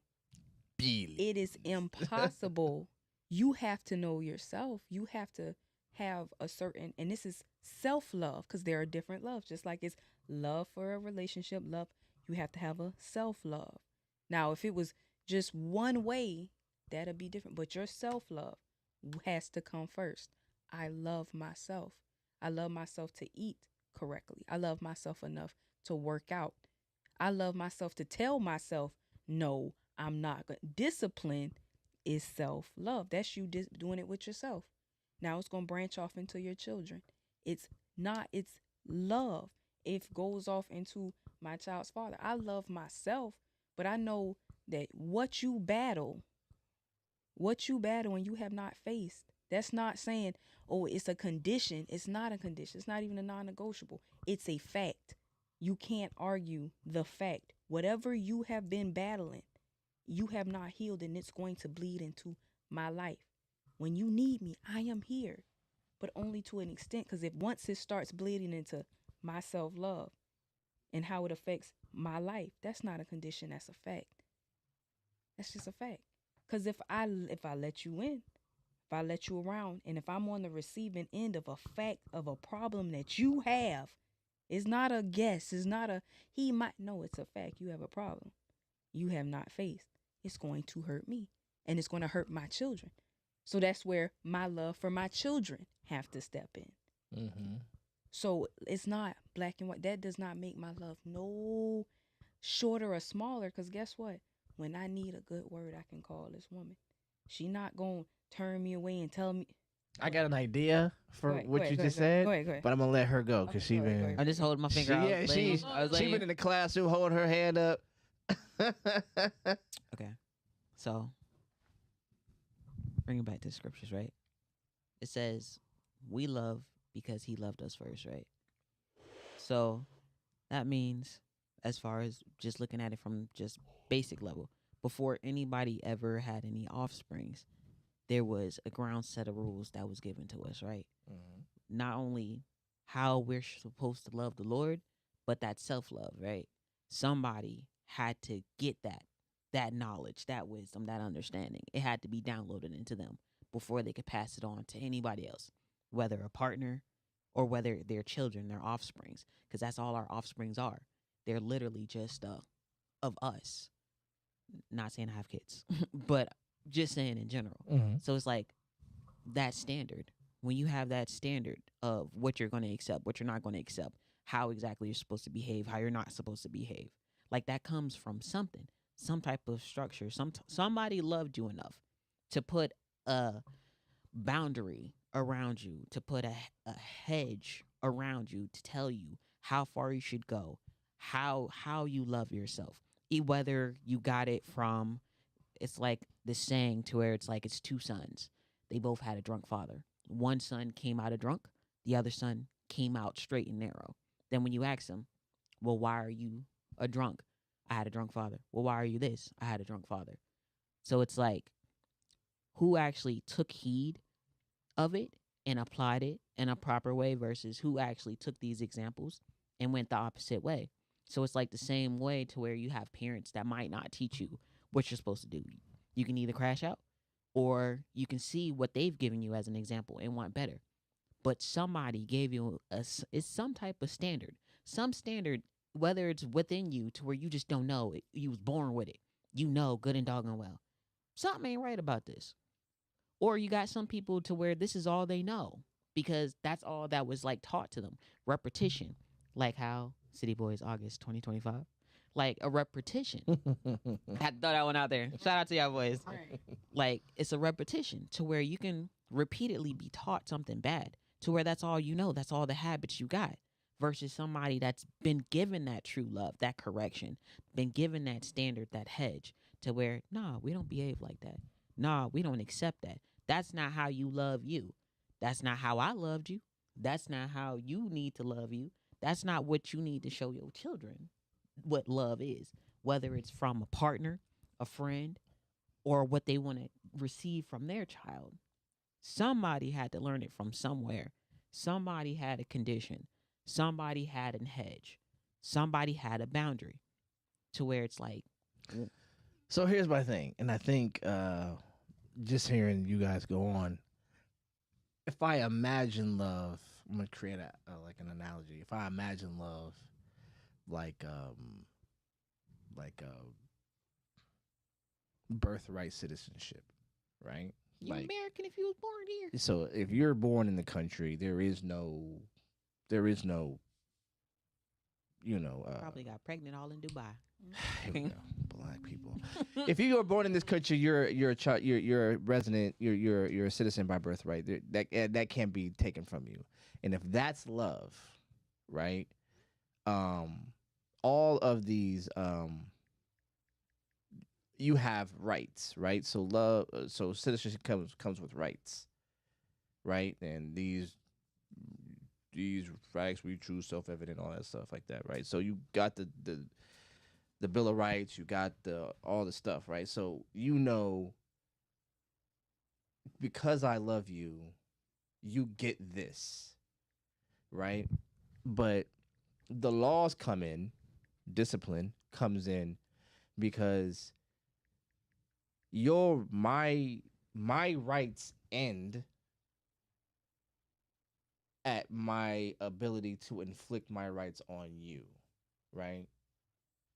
So you know what I'm saying? So I don't get any more love than it is, or I don't have any more rights than the rights it would take to deprive you of yours, right? So with love, it's the same way. I don't get to be loved more than it would destroy my mother's ability to love my brother. I don't get to love, and some people do it anyway. I don't get to love my daughters, even though I must love them in some distinct ways that are nuanced. I don't get to love one of them another in a way that it would harm my ability to love the other ones, right? But it also could come with, it's different. This child might need more affection than this child needs attention. Because you have to know every child is different. This child might be a little bit more sensitive to this one. Mm-hmm. So again, that doesn't mean, oh, I'm it's a condition I'm doing. No, it's just me observing my children. What does my child need to feel that love? Mm-hmm. And it's not going to be straight across the board, because nothing is straight across the board. Nothing is just cut and dry. It's always something, and like I say, I will always say it's a tightrope, because it's you learning. It's trial and error. You gonna make a mistake because you're not perfect. I guess because it's like when I think about it, when you go look up affections is either fondness or likings. So it's like for certain children, they require more fondness of you. They require more of your time in certain ways because that's what they require. They need more fondness of you versus another child. They probably don't need to be that fond of you. It probably already done clicked. They can move on to the next step. You don't have to hold their hand too hard. And when you think about the people that you choose to give your affections to, like whether it's a partner, which is a partner, you know, you're in union, you're choosing to keep that fondness going for an extended period of time.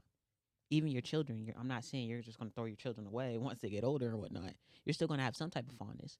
But you know that level of fondness that you have for your child versus when they actually need you versus when they don't per se need you. Not saying as an adult, you're not going to ever need your parent again. You're always going to need your parent because there's always a level that they was on that you probably not on. But as far as that close, direct fondness that your parent had for you when you were a minor and actually under like their care, like it's a different level. Same way with like children and stuff like that. It's different levels on how you deal with people.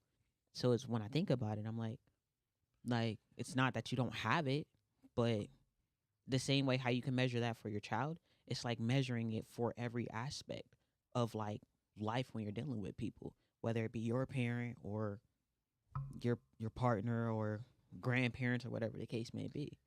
I mean, so, and I Right. think it's very dope that this conversation didn't go the way I thought it was. I thought it was gonna stay like in a romantic realm when I thought of He it. guessed it. But it's dope that it's turned into something a little bit more broad because love is not just It's partners. broad. It's not just about who you fucking. And So I want to point. I just yeah, go wanna ahead, point go ahead, out go ahead. with that as they get older, Mm-hmm. I would expect, and I'm gonna tie this into a romantic relationship too. Mm-hmm. As they get older, like I say, when they're a kid, they're a blank canvas. They're a lump of clay. You're shaping them. Mm-hmm. My goal is to when you get older. The goal is to I've done my homework enough to as you get older. I've loved my son to where now he knows how to respect a woman. Because there's a lot of men out here who don't like women. They just don't like, they're not sexually attractive to a man. They don't like women. My job is to teach you to respect a woman, to love a woman. So because I'm raising somebody's husband, I'm raising somebody's wife. My job is to raise you so I can let you go. As far as that guy, as we get older, yeah, this person that I met may need more affection than others and this, that. But when you're grown, you are responsible for your healing. So if you didn't get that as a child, that is not your partner's job. Now that partner job is to love you, but you don't get to skip your step. Your self-love becomes before the romantic love. Maybe it's because when I say that, I'm not saying like this is a person that doesn't have like that self love or isn't responsible to maintain their healing. I mean, when you choose to be in a relationship with somebody, in a union with somebody, you are literally choosing to come together with this person to be dwelling Right. for like an extended period of time. So if we're choosing to be inner dwelling, knowing each other's inner like beings, inner thoughts, how they think, how their emotions are and stuff like that, and we're choosing to do this for a long term type of vibe, like we're going to be more fond of each other. You're going to be more fond of them than you are with your child as they get older. And that's not because you don't love your child Oh, anymore, right. but it's like that fondness, that closeness, that bond that was so direct, it's not there because at the end of the day, when I had you as a child, like you're my child, you're my responsibility. Not just saying it's like, oh my God, kid is a response, but like I had to like I had to give you that because you needed that in order to grow, so you can stand on your own 2 feet. But when you're with somebody, I'm choosing to be with you. Not saying that they're perfect or they don't need to worry about their healing, but this is somebody I'm choosing to be with. And we know that even through our flaws, we're going to be fond of each other more than we're not. We're going to want to give each other more attention more than we're not. Not saying that in long term relationships, when you ask people who's been together for like 15 or 30 plus years, 40 plus years, they'll tell you it's going to be some times where you're not going to really love each other, love each other, like each other like that. But you still have that committed mindset to where I know that I still have to be fond of you. Even if I'm not but so fond of you, I still have to be fond of you enough to know that we're in this together. We're dwelling in this together. We're moving forward together. So even if we don't like each other right now, probably still don't like each other a couple of months down. Like how you said with that dude where he was like, I think your uncle or something like that, where he was like, I can't stand this, but I love her. I ain't going nowhere. Like that right there is like the difference for me, at least, when it comes down to like that fondness that you have with somebody you're choosing to be in a relationship with, because that's all a relationship is. You're choosing that person. So the thing is, I think, yeah, you can choose, especially when you're talking about a wife or a husband. And I think the way we do culture now and society now robs us of this understanding that I think they understood then. Once you marry somebody, that's your family now. Right? That's how divorce was so much more critical, because you're leaving family, right? When we created the nuclear family, we dissected the root from the flower. So now we're just talking, what are you doing, weirdo? Gotta go to the bathroom again? Yeah, I'm sorry. That damn loco. Oh, Lord. We'll give you a break, Lord jeez. I'll be right back. I'm so sorry. Yeah, Lord Jesus. So what you think about what do you think about her perspective? It's pretty cool. I mean, it's valid. It's valid. What are your pushbacks? Like, what do you feel like maybe she's not getting, or what do you feel like maybe she's not considering? My question would be, do you feel like you've experienced unconditional love? Because I could say that I have. Because there's been times when you young and them early teens, them late teens, them early 20s, you think you know every damn thing. For sure. I had an old lady. She was the closest thing to a slave you gonna get, Miss Ida. God bless her. No. And I say that, and everybody laugh when I say that. But Miss Ida came from Estill, South Carolina. She said, Bria, when I came to Savannah, I ain't know about shoes, because I was in the country. We didn't wear shoes. She said, I didn't know about perms, because we always had our hair plaited. Miss Ida didn't know her birthday, because she was born. They still lived in the shacks. You know how the plantations had the shack. She was born in the house, and they denied her a birth certificate. She never knew exactly what her age was. So when I say that's the closest thing to a slave, I genuinely mean that. That's crazy. I got so much wisdom from her. And when I was going off and my mama would go sit with her, she said, don't worry, your child acting out. When she tired, she'll come home. And it was just as simple as that. That was just wisdom. All you could do is pray your covering over your child. But if you raise your child right, they'll come home. So it was like, I've experienced it. Because regardless of how far I went, my mama doors was never closed. There you go. The doors were never, it was never closed. There was never a time when she completely just said, she turned her back. So it would be, if you've never experienced, or you feel like you've never experienced it, right, then you won't. It's perspective, power of perception. So again, I mean, because I think, like, for me, just listening to what you're I'm saying, your perspective and everything, and taking everything in, like, fondness and desire and those things like that, in the way that you're using them, like, my duty, discipline overrides the fondness. And I think in American culture, we try to make desire power us to do something that only discipline can teach us.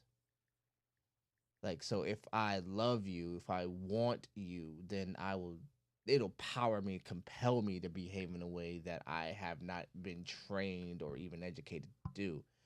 And that's why our adult relationships fail. Because the minute I don't want or desire the thing, then I don't have a duty to complete the task. Go ahead. What you got? Oh no, just to piggyback, that's where that commitment comes in at, that discipline. Because that commitment and that discipline will make you still be on it, because you know it's more than just I want this or I desire this, to where you know it's a reason why you have to do this. This needs to get done. This is a necessity.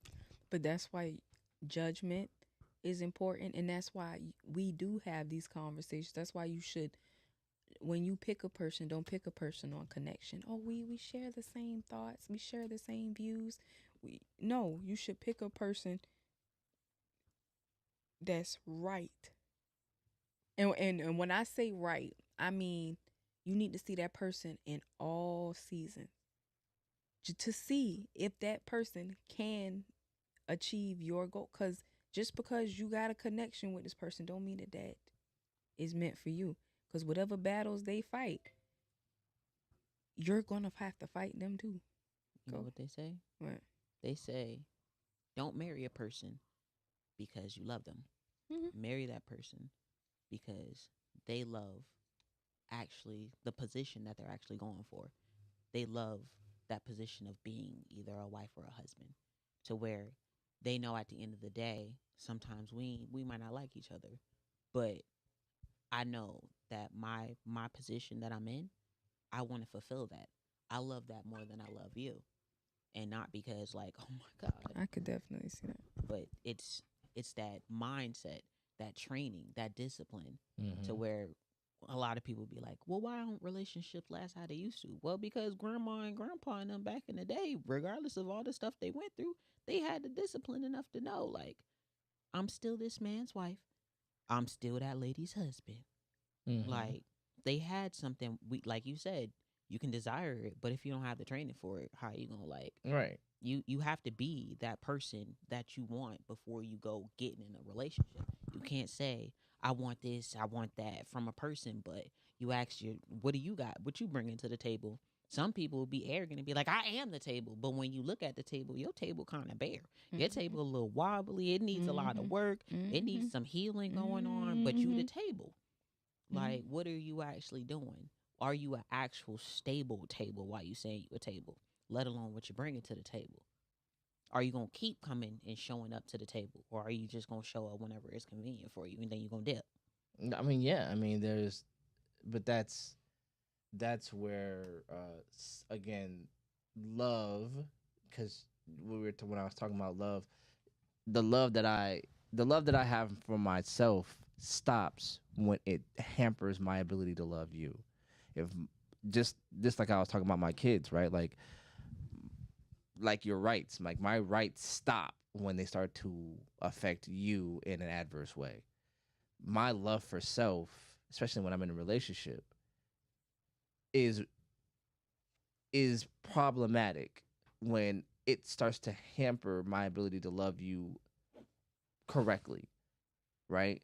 So yes, I need to love myself and discipline myself, and I need to take care of myself mentally, psychologically, all those other things.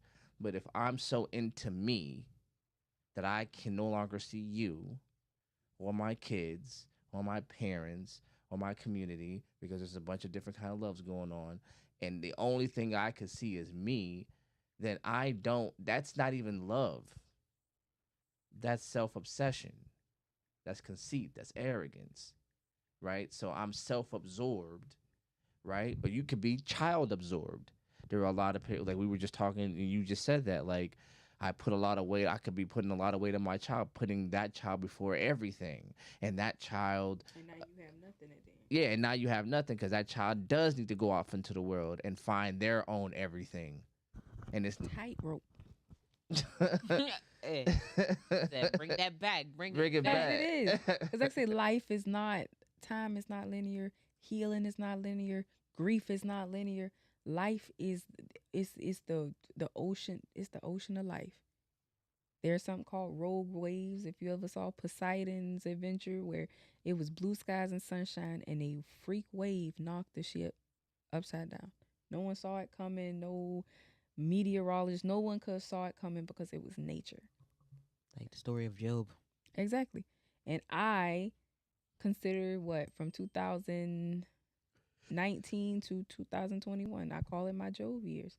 Everything was stripped from me. 2 best friends got one died, one got killed, one overdosed. Mama died. House got to. It was just everything went wrong. But again, life. He did not promise life is gonna be perfect. You on that tightrope. Let me tell you, doing right is hard, and the repercussions of doing fucked up shit is just as hard. So you don't get to choose hard. You just gotta choose which life you want to live. You don't get to choose. Like, getting healthy and going to the gym is hard, but it's hard when that blood pressure high as hell and you can't function. So you don't get, like, staying in a relationship. It's hard. Being single, you don't get to choose hard. You just get to choose which one you gonna choose. Mm-hmm. And you have people who will do the victimhood, the blaming. I'm gonna do everything wrong and blame everything else around me. Every successful person say is lonely at the top, because we all are going to be faced with the desire for love. We don't feel comfortable in our skin. Somebody betrayed us. Somebody broke our heart. Everybody, you're going to lose a parent. Some people just lose them earlier than others. But I feel like in that you have that responsibility. I make it my responsibility. Every time somebody do lose a parent, I do reach out, whether I know you or not. Like, I know that losing, like, that shit is crazy. I know the mental state. You're here. James Baldwin said one time, one of my favorite writers, he was like, the world is held together by the few people who believe in love. He was like, love has never been a popular movement, because it's hard to look past somebody and say, you know what, I still see you beyond the bullshit. I still see you, and I'm still going to love you. Now, my self-love does not mean I have to receive your bullshit, but I love you. I have the boundary for myself. And to be honest, people see it. Whether we want to call it whatever, or it's a stipulate, whatever, a person know when somebody care about them. You know it. It don't mean that, they want me to be that person, or they trying to change me. You know how it feels when somebody texts you, I'm just thinking about you. It motivates you. It lets you know in this crazy ass life, despite whatever they going through, they took the time 10 seconds out their day just to check on me. All of that is love.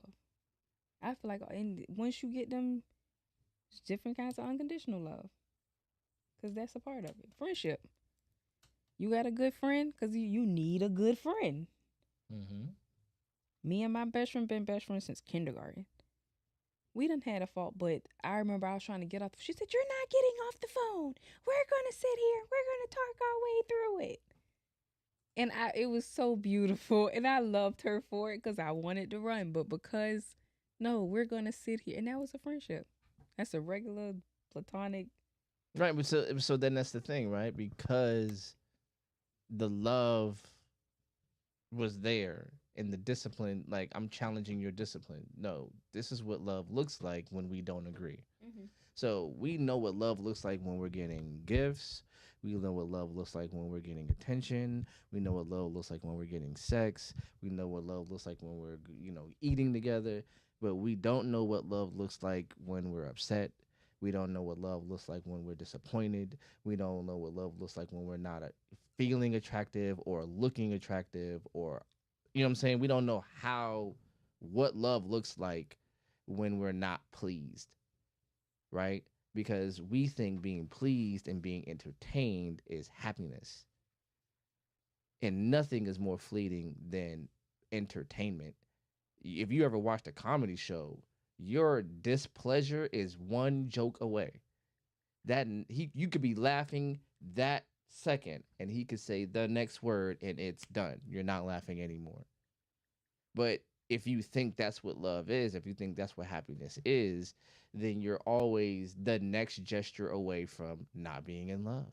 Mm-hmm. I don't love it. I don't love her because you're the next, sexual advancement away from not loving her. Like, she told me no. So now you don't have to love her anymore. You said something earlier about, naming the things that that, you know, why I love you. I remember I had a girlfriend. It was the only girlfriend that ever said this to me. And it was one of those cute moments where it's like, I love you too. And I was like, well, why do you love me? And she said, I'm not going to tell you. And I looked and she goes, because if I told you why, and then you didn't do those things anymore, do I get to not love you anymore? And it was the first time anybody ever posed a question to me. She said, because you do things for me. And I do love that you do those things, but that's not why I love you. Mm-hmm. I'm very appreciative of the things that you do for me and my kids. But if you didn't, who are you and do I love who you are? And this is what she was saying to me. And I'm sitting here just like, I never heard nobody, because up until that point, we always go down the list, because you always and you just so and every time. And then it's like, she was like, nah, because there's going to be a time when you might not be able to do that. And do I get to pull back and go, well, I don't got to love this nigga no more because he couldn't help me with my kids, or he couldn't take me where I needed to go. He couldn't get me what I needed to get. But she had a different discipline and a different understanding of what love was. And I didn't have that up to that point. And so she grew me up. Like, damn. So love isn't just actions and duties and, you know, privileges. It's like she was saying, it's a state of mind. It's a state of being. And if you don't know that, you'll be looking for all of the getting parts. Did I get what I wanted? Did she perform the way that I think she should have performed? And then now I get to sit in judgment and then get to, like you were saying, unfortunately, with, you know, the bed and the clothes, I get to pull that back as an act of power to show you what it's supposed to look like without my love. Maybe it's because that being is a standard. What you mean? See, when I say the word standard, a lot of people just be like, I'm being. Well, what is being when you actually get down to being? Whether you're being in that inborn being, something that you just do in your natural habit, like that's the same thing with love. It's either not necessarily it's got to be born in you, because you can learn how to be.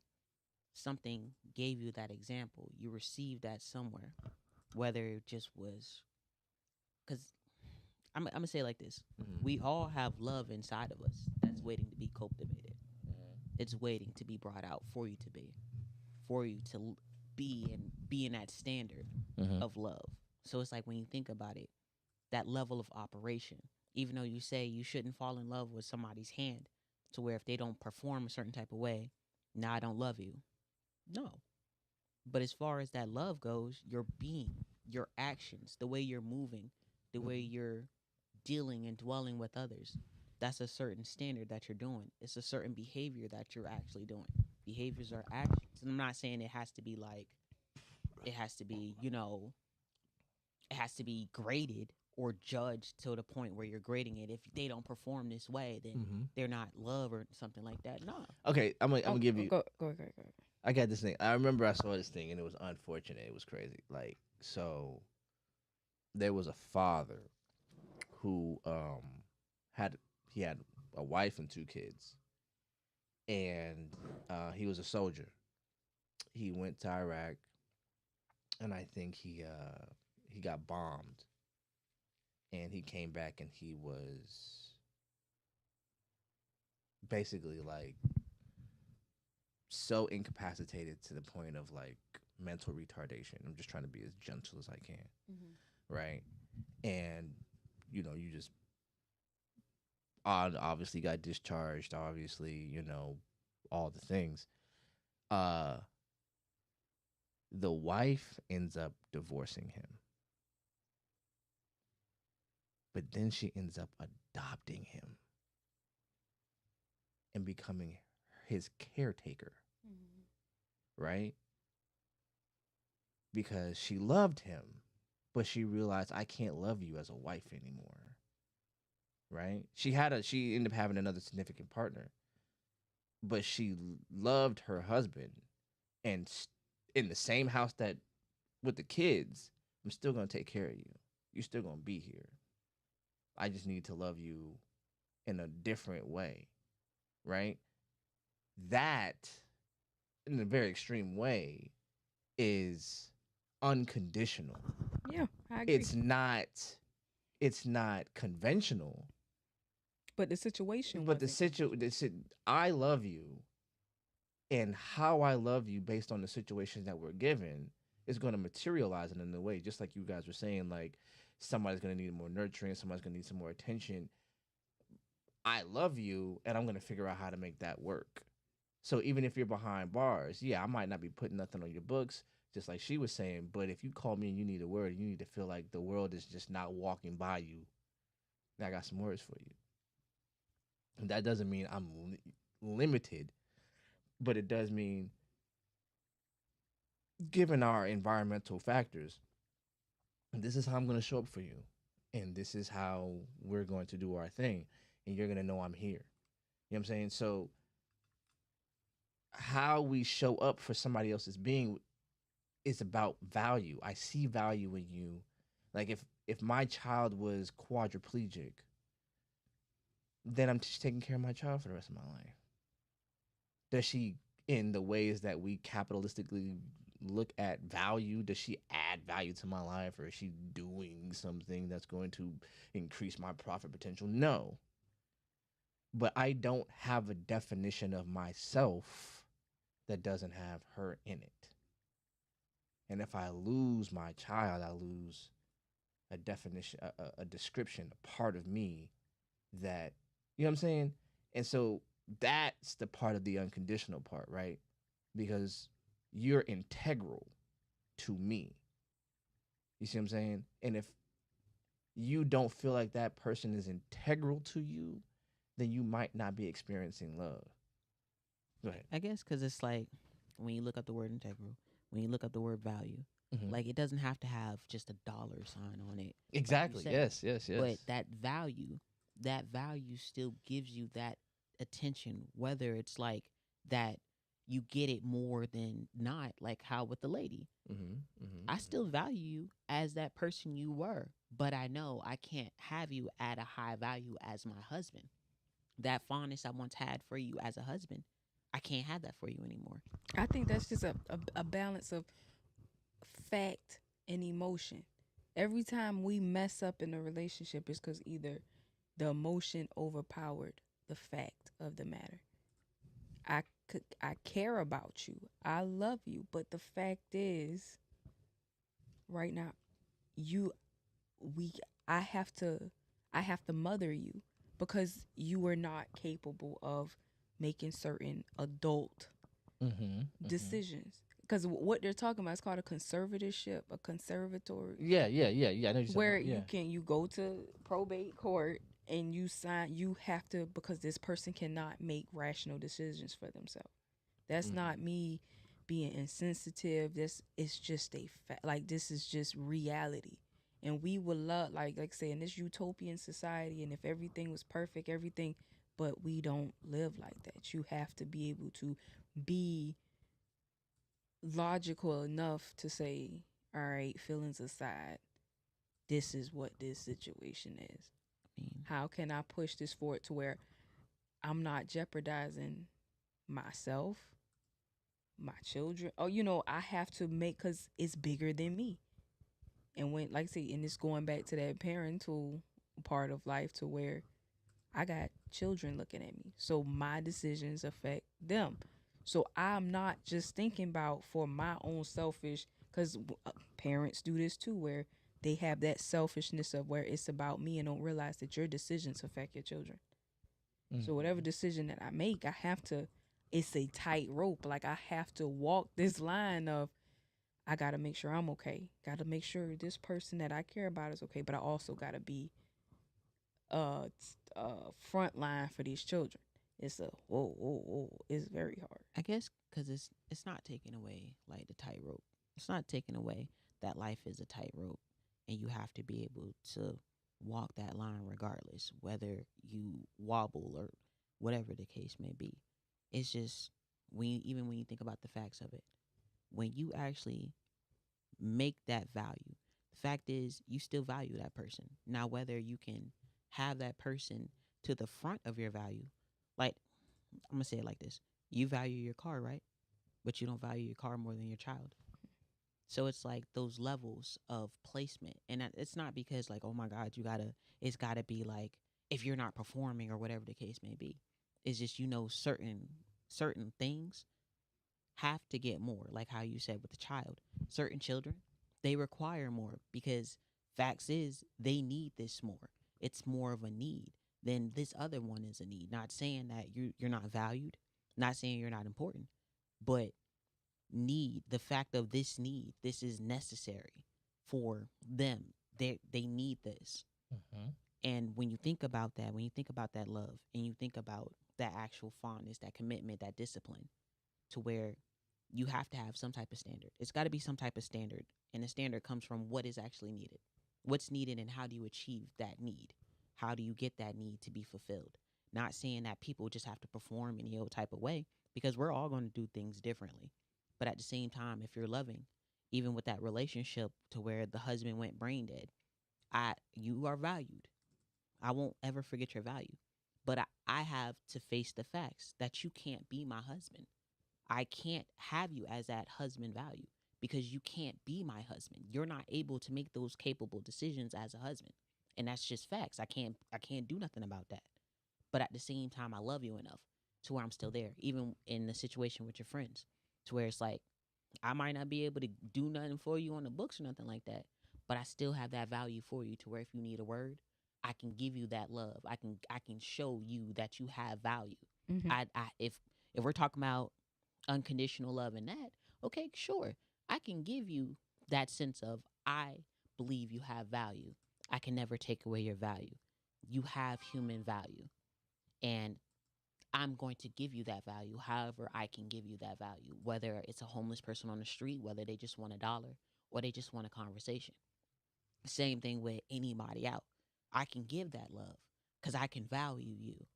But at the same time, that prevalence of value, where your placement is at in my life, fact is, I can't value you because you're not a necessity. And not because, oh man, if you're not performing and doing, it's like, nah, you're not helping me keep or maintain life. How am I supposed to see you as in like relevant? Not saying you don't have value, but how am I supposed to give you that relevancy, that fondness relevancy, if I don't per se have a need for you in my life? I value you, but I value enough to give you that love, but you're not prevalent to my day to day. You're not prevalent to my future, to the people that are like underneath me or anything like that. Can you? If you actually like show up and you do whatever, however you do, yeah. But realistically, like, Well, anyone who come in your life, like it's an add. You either if you're not adding, and it doesn't have to be physically. It doesn't have to be monetarily. yeah, If you're not adding, you subtracting. My car does not. I don't love my daughter or my children more than my car. But if it's your birthday and my car needs a oil change, this car is how we get around. This car is how I'm gonna be able to. So we might have to wait for a second. You can still get your cake, but I can't go all out because, and it's not saying I love my car more than you. This is the bigger picture. Mm-hmm. Mm-hmm. With this relationship, it's emotionally draining. And it's not in a bad way. I'm not saying it's to any fault of my spouse. It's no fault to you, but it's hard to. When my mom was sick, it was harder to take care of her than it would have been to take care of my children, because this is a grown person with feelings and thoughts. And sometimes when you are down bad, self-pity comes in. So now you're just this cruel, or it's not saying that this was her situation, but a lot happens in those situations because I'm no longer your wife, because I'm actually taking on the role of a mother. So my position is not that you're not serving me. This whole thing has changed this whole dynamic. Not because you're not serving me and you're not holding. I can't even serve you as your wife because I have to be your mother. but even then, when we think about a union, like a union is meant to be there, whether in the good parts of the dwelling or the bad parts of the dwelling. So if that's your person, that's your union. That union That's- hasn't changed, but guess what? I am. You are no longer. You are now. I have to take care of you. You cannot make a rash decision, and I have to be your mother. I am no longer the wife. I am the mother It's because not I have to necessarily- nurture. Because I have to do for you what I have to do for the kids. It's you're no longer at that partner. Things have changed. I mean, when I think about it this way, sorry. Because you got to think, if I'm on hard times, you are now my dependent. That's why they have like dependents, people who because these are people who are dependent on you. You have not, when we are married, you are you're not my dependent. But if you're in a situation to where you cannot think for yourself, move for yourself, I have to make these decisions. The whole role has changed versus my husband's sickness and in health. You're sick. I'm nurturing you. You're sick. You still can. My grandmother still took care of my granddaddy. Physically, he was broken down, but he still could make rash decisions. He still was able to pay his bill. He was still able to hold his position as the husband versus you're brain dead. I guess I have to, you can't, I have to wash you. I have to not only just wash you, but I have to think for you too. I am now a parent. I guess it's because it's more like this when I think about it. To where sickness, when you think about a sickness is more than just physical sickness. Like, it's mental, because a lot of people dealing with mental sicknesses, emotional sicknesses, where people be needing therapy, all type of stuff. But I'm going to just speak from the position of like wife. When you choose to actually fulfill that role as a wife, like, if hard times do arise, that is your role as a wife, to be that pillar of rest, to be that pillar when something happens. And it's not because I gotta be your mother now, but because your husband went through something traumatic that put him on pause.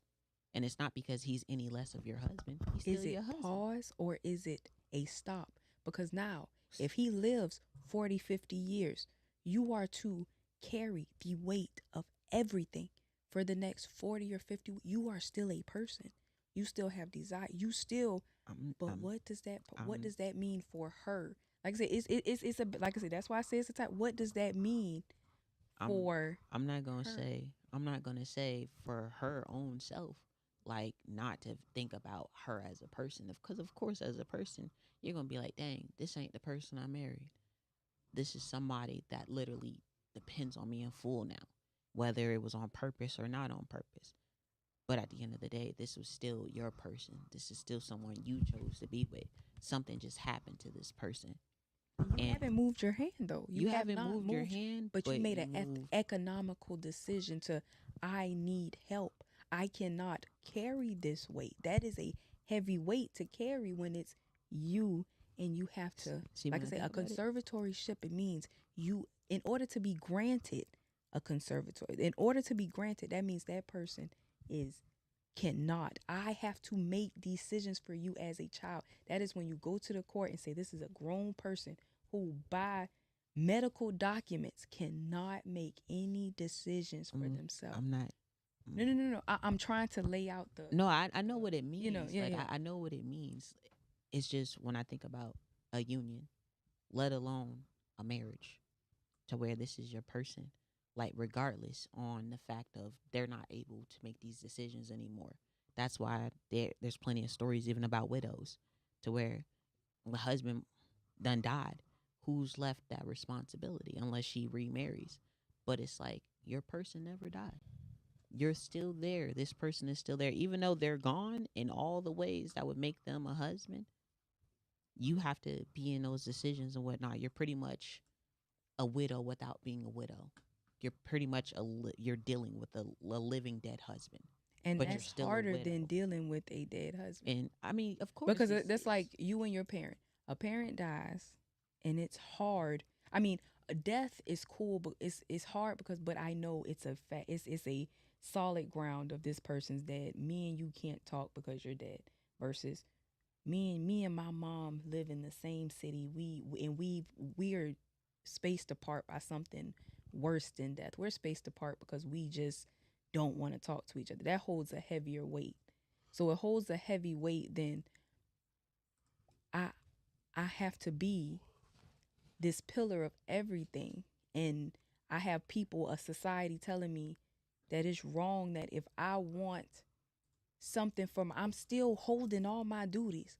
I've gone further because some people could just leave, but I'm holding my duty as a woman to make sure that you're okay. But because I need economical help, I'm looked at it as I'm wrong but I need help. I have my own needs. I have things going on, but because it's an unfortunate situation, it didn't just happen to him. It happened to her too. Because I'm pretty sure that was not her idea of a marriage. But it's a circumstance that happened. So as a woman, is that person supposed to, she is wrong for trying to find that extra whatever. I'm not going to say per se, I'm not going to say that her needing help is wrong. It's not wrong. We all need help. Sometimes we can't get help from the people that we're really supposed to be able to rely on. But at the same time, when I think about this is our vows. This is what we committed ourselves to when we say in sickness and health. And we think about it. And then we put stipulations on it. Well, if you were to go brain dead, if I can't pull the plug on you automatically, then, and I got to live with you being alive, then at that point, I got to be able to move on. I got to be able to like receive what I need. Not saying that I'm just going to leave you stranded. You're going to be well taken care of. But at the same time, like, I still have to live because I'm still alive while you're pretty much dead, even though you're not dead. Okay, so I want to move on to our last one. Said we got to bring this in here. Yeah. No, I love what you're doing. I was letting y'all cook it out. Huh? No, I'm listening. Oh, yeah. So, all right. So this one is a little bit more towards how we have relationships in the romantic arena. Talking towards unconditional love. I want to make sure I read this right. Why do we expect complete devotion for our diversified amorous intentions? And I know I'll be using words and shit because I'll be liking it. Yeah, I'm going to need you to break that one down. Yeah. So what I mean is we want the people that we like to only like us while we are still fielding their replacements. Well, you know, I've heard say, you know, a girl be like, you know, a girl's got to have options, or the woman has to love the man more than the man loves the woman, and you've heard it backwards and forwards and all of the different ways. What you're really basically saying is, I need complete, to use your term, attention, while I give myself the ability to watch maybe you and some third girl, fourth other girl. I need to see the capacities of all your attention. Selfish. When you all have the illusion that you're the only one. Selfishness. Selfishness. But that's what we're doing as a people. When we're okay with situationships, when we're okay with side pieces, when we're okay with all these different. With love, people really separate love. All right, love is I'm doing things for you, not just monetarily. I'm changing for it. Respect is the things I don't do for you. So people really don't. You can't have love without having respect. And it has to go both ways. The stuff that you don't do for me is the respect that you have for me. Yeah, I can. This girl, she bad. She fine. This man got money. He fine. I can turn it in and nobody will know. But the respect that I have for my man, the respect that I have for my woman will not allow me to do that. So that's my take on it. People really separate that love and respect thing. Oh, but he love me, but he don't respect you. Oh, but she love me, but she don't respect you. So why do we? I want to take that because people say, and it feels good to hear, I do understand that there's a difference between an attractive argument and an accurate one. That men value respect more than women. Do you think that's true? And when you're talking about love and respect, Yeah, because I think women echo emotions. Women, we watch like every time, and this me speaking for myself in general, and I had to like talk myself through it at one point. Women look at emotions. Women are more, oh, but he said, or but he did, but he don't respect you. Men to take that respect, because a man, you men have and this, I'm not a man, but this is just what I heard. You know, a man's ego. A man has to. That's like I love when if my man has friends over and I bring him his plate to him. That show, that's respect to that man, because all the other men like, damn boy, she bought you your plate, she fixed you your plate. That ain't me demeaning myself or bringing myself lower. That's me giving my man that feeding his little ego in front of his friends. So men take the respect more. I think women they act off their emotions. That's why we get tricked so bad in a lot of cases. so do you think? I mean, so do you think, in a very opposite but very equal way, because men overlook their emotions, they get kind of put in the same position, right? So a woman will overlook respect to have her emotions catered to, and a man will overlook his emotions to have his respect catered to, or ego to the extreme. And in both cases, it looks like you create resentment, because we do know, just even in what you're saying, women do understand and feel disrespect, and men do know how it feels like to be emotionally, unattended to. But since we're living in these gender expectations, we sort of keep ourselves in this box, and real men don't move on emotions. You know what I'm saying? And as long as a man doing for you, then what you worried about, if he talked to you some type of way or whatever. So now you're not even allowed to demand respect or emotional space, given whichever one. What you got? I was about to say shout out to halftime, because it was plenty of times I remember when he would be like, "Do you need a hug?" When he was just like expressing himself as far as like the emotion part of it, to where he was able to actually logically speak out his emotions. Same thing where it's other like I love seeing men do mental health, right? To where on my timeline I see it. I see a bunch of men talking about like actually logically speaking on their emotions and speaking on that healing. To where it's like, I know this is what I felt and this is what happened. And if you respect me, you'll acknowledge what you actually did or what actually happened that made me feel this way, not because my feelings are more relevant than what needs to be happening between us, but because this actually was something I really felt. This is something that needs to be addressed. And when you see dudes actually speaking on it versus that notion to where it's like dudes are just they always have to be more logical. They don't have to have emotional intelligence, when it's like realistically a good leader should have emotional intelligence, because how can he lead anybody else when he can't even lead himself out of his own emotions, to where it's not being taught. But that is something that does make a good leader. Not just you have the mental capacity, you don't just have that I know how to do business or I know how to make certain moves that make sure we survive, but can you actually handle emotions properly? Can you actually not just store them and then blow up in the end? Which I've been guilty of. I've been very much guilty of trying to rationalize emotions and talk myself out of them and go, well, this is functioning, it's working, so we should be fine. And then storing that resentment, and then it blows up on something that doesn't deserve that energy, because this was the weakest point for that energy to get out of.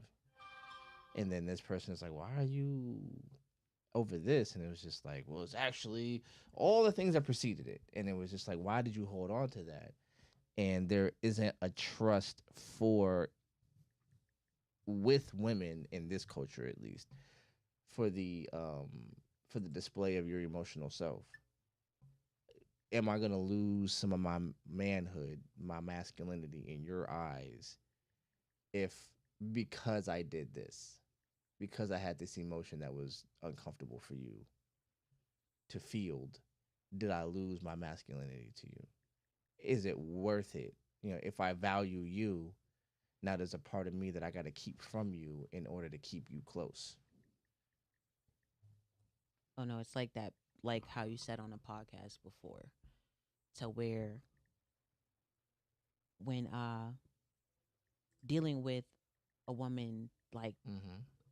blowing her emotions out on you, and then you're trying to actually like maneuver through those emotions and Mm-hmm. actually get your emotions in check for the emotions that you just had to deal with. Mm-hmm. And then it's like, oh, why are you this, why are you acting like that? And it's like, well, I'm trying to process that, versus me just tucking it, discarding it until later, or me just completely like going off at that moment. It just Exactly. kind of reminded me of that podcast. I mean, yeah. I mean, I mean, in the way it connects to this, it's men definitely have a responsibility to challenge their relationships, emotional space, and create that emotional, what's the word I want to use? Normalcy that expect me to be in this space, right? And I don't mean like unhinged or whatever. I need to have some emotional discipline too. I think the problem with men, especially, we weren't taught. We were taught that no emotions were okay. So then you don't know how to handle any of them. On the other end, women were taught that all of their emotions are okay. So then you still don't know how to handle them. Because if you handle them wrong, you're still, hey, no emotion that a woman has is wrong. And every emotion that a man has is wrong. So you have people who neither one of them know how to handle it, because that's neither one of these things has anything to do with discipline. Repression is not discipline, nor is,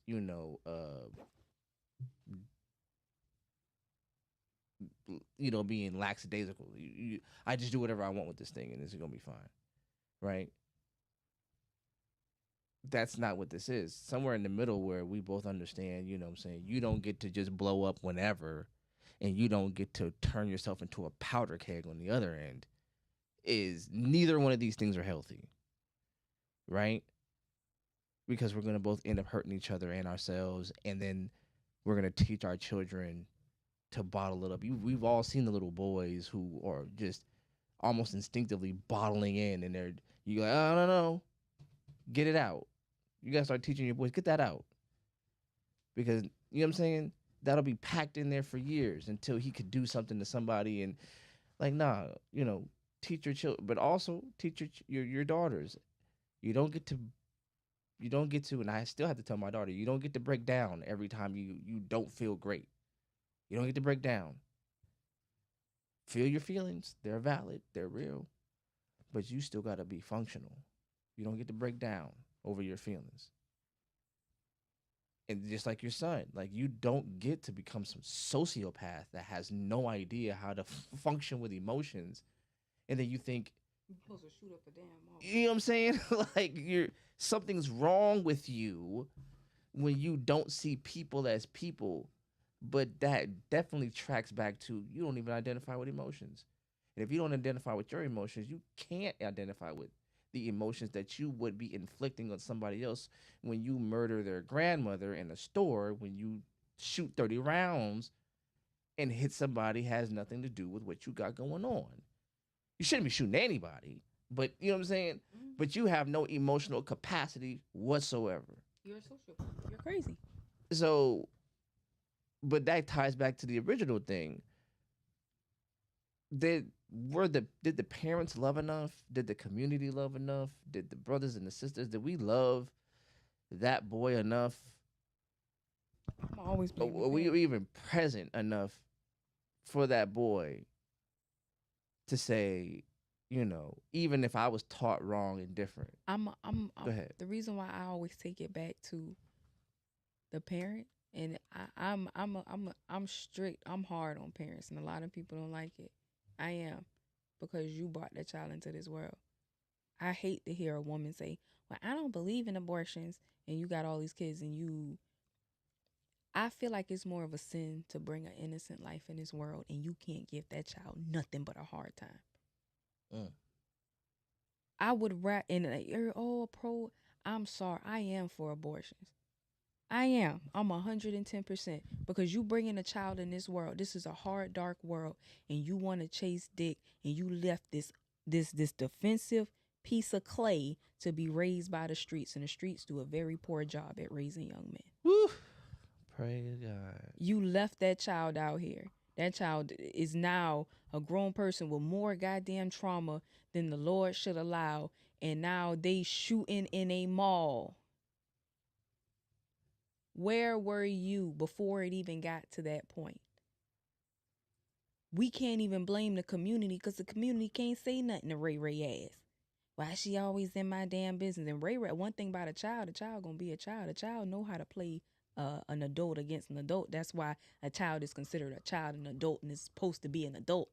So, because you're supposed to be able to see this child is playing us against. We are on the team. It's us helping this child. Mm-hmm. But no, you saying something to my child. Oh, you trying to. No. We're trying to help your child. So your child will not be 16 years old about to spend the rest of his fucking life behind bars. Or at least the next 30 years. To life. 30 years to life. You ain't never lied. Yeah, and Shadera, you killing me the way you stroking this pillow. Like, it's disturbing how you stroking this pillow. Have you been she's... No, I have not. Just the texture. She's doing the fuzzy wall. She's doing the get him to the Greek. Yeah, that's exactly what happened. No, it's just my hands. She's been smoking Jeffries in this moment. It's my hands. I don't have hand lotion, so my hands are dry, and rubbing on this gives it like a sensation of like how a moisturized hand feels, and it's a texture thing. Well, it's been that time. It's the way she busts me out like that though. Because I'm talking and you're just like, he puts the lotion on it. Like, you could have kept talking. No, because that was personal. Like, you and that pillow had a personal relationship with it. You owe that pillow dinner in a movie because I'm rubbing on it. You were fondling that pillow. That pillow did not give consent at all. Like, you owe dinner in a movie. Is this a real living item? The way you was you deserve. Please roll it back. When you roll, I want you to see how the arm. I'm watching her now. And like the whole time I'm talking, I mean, it's so sensual. When we leave, play Snoop Dogg Sexual Seduction. Because I'm rubbing on a pillow. You might be with him, on but a pillow. About me.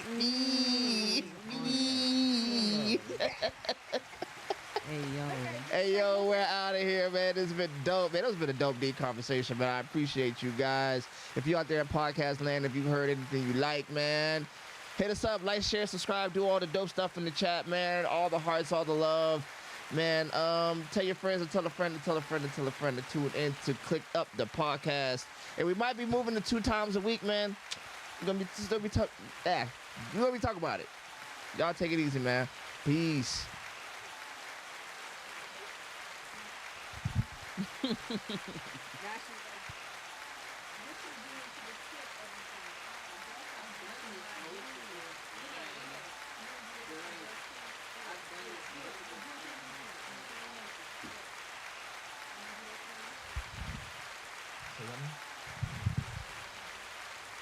Boobs. Wait, what? Really?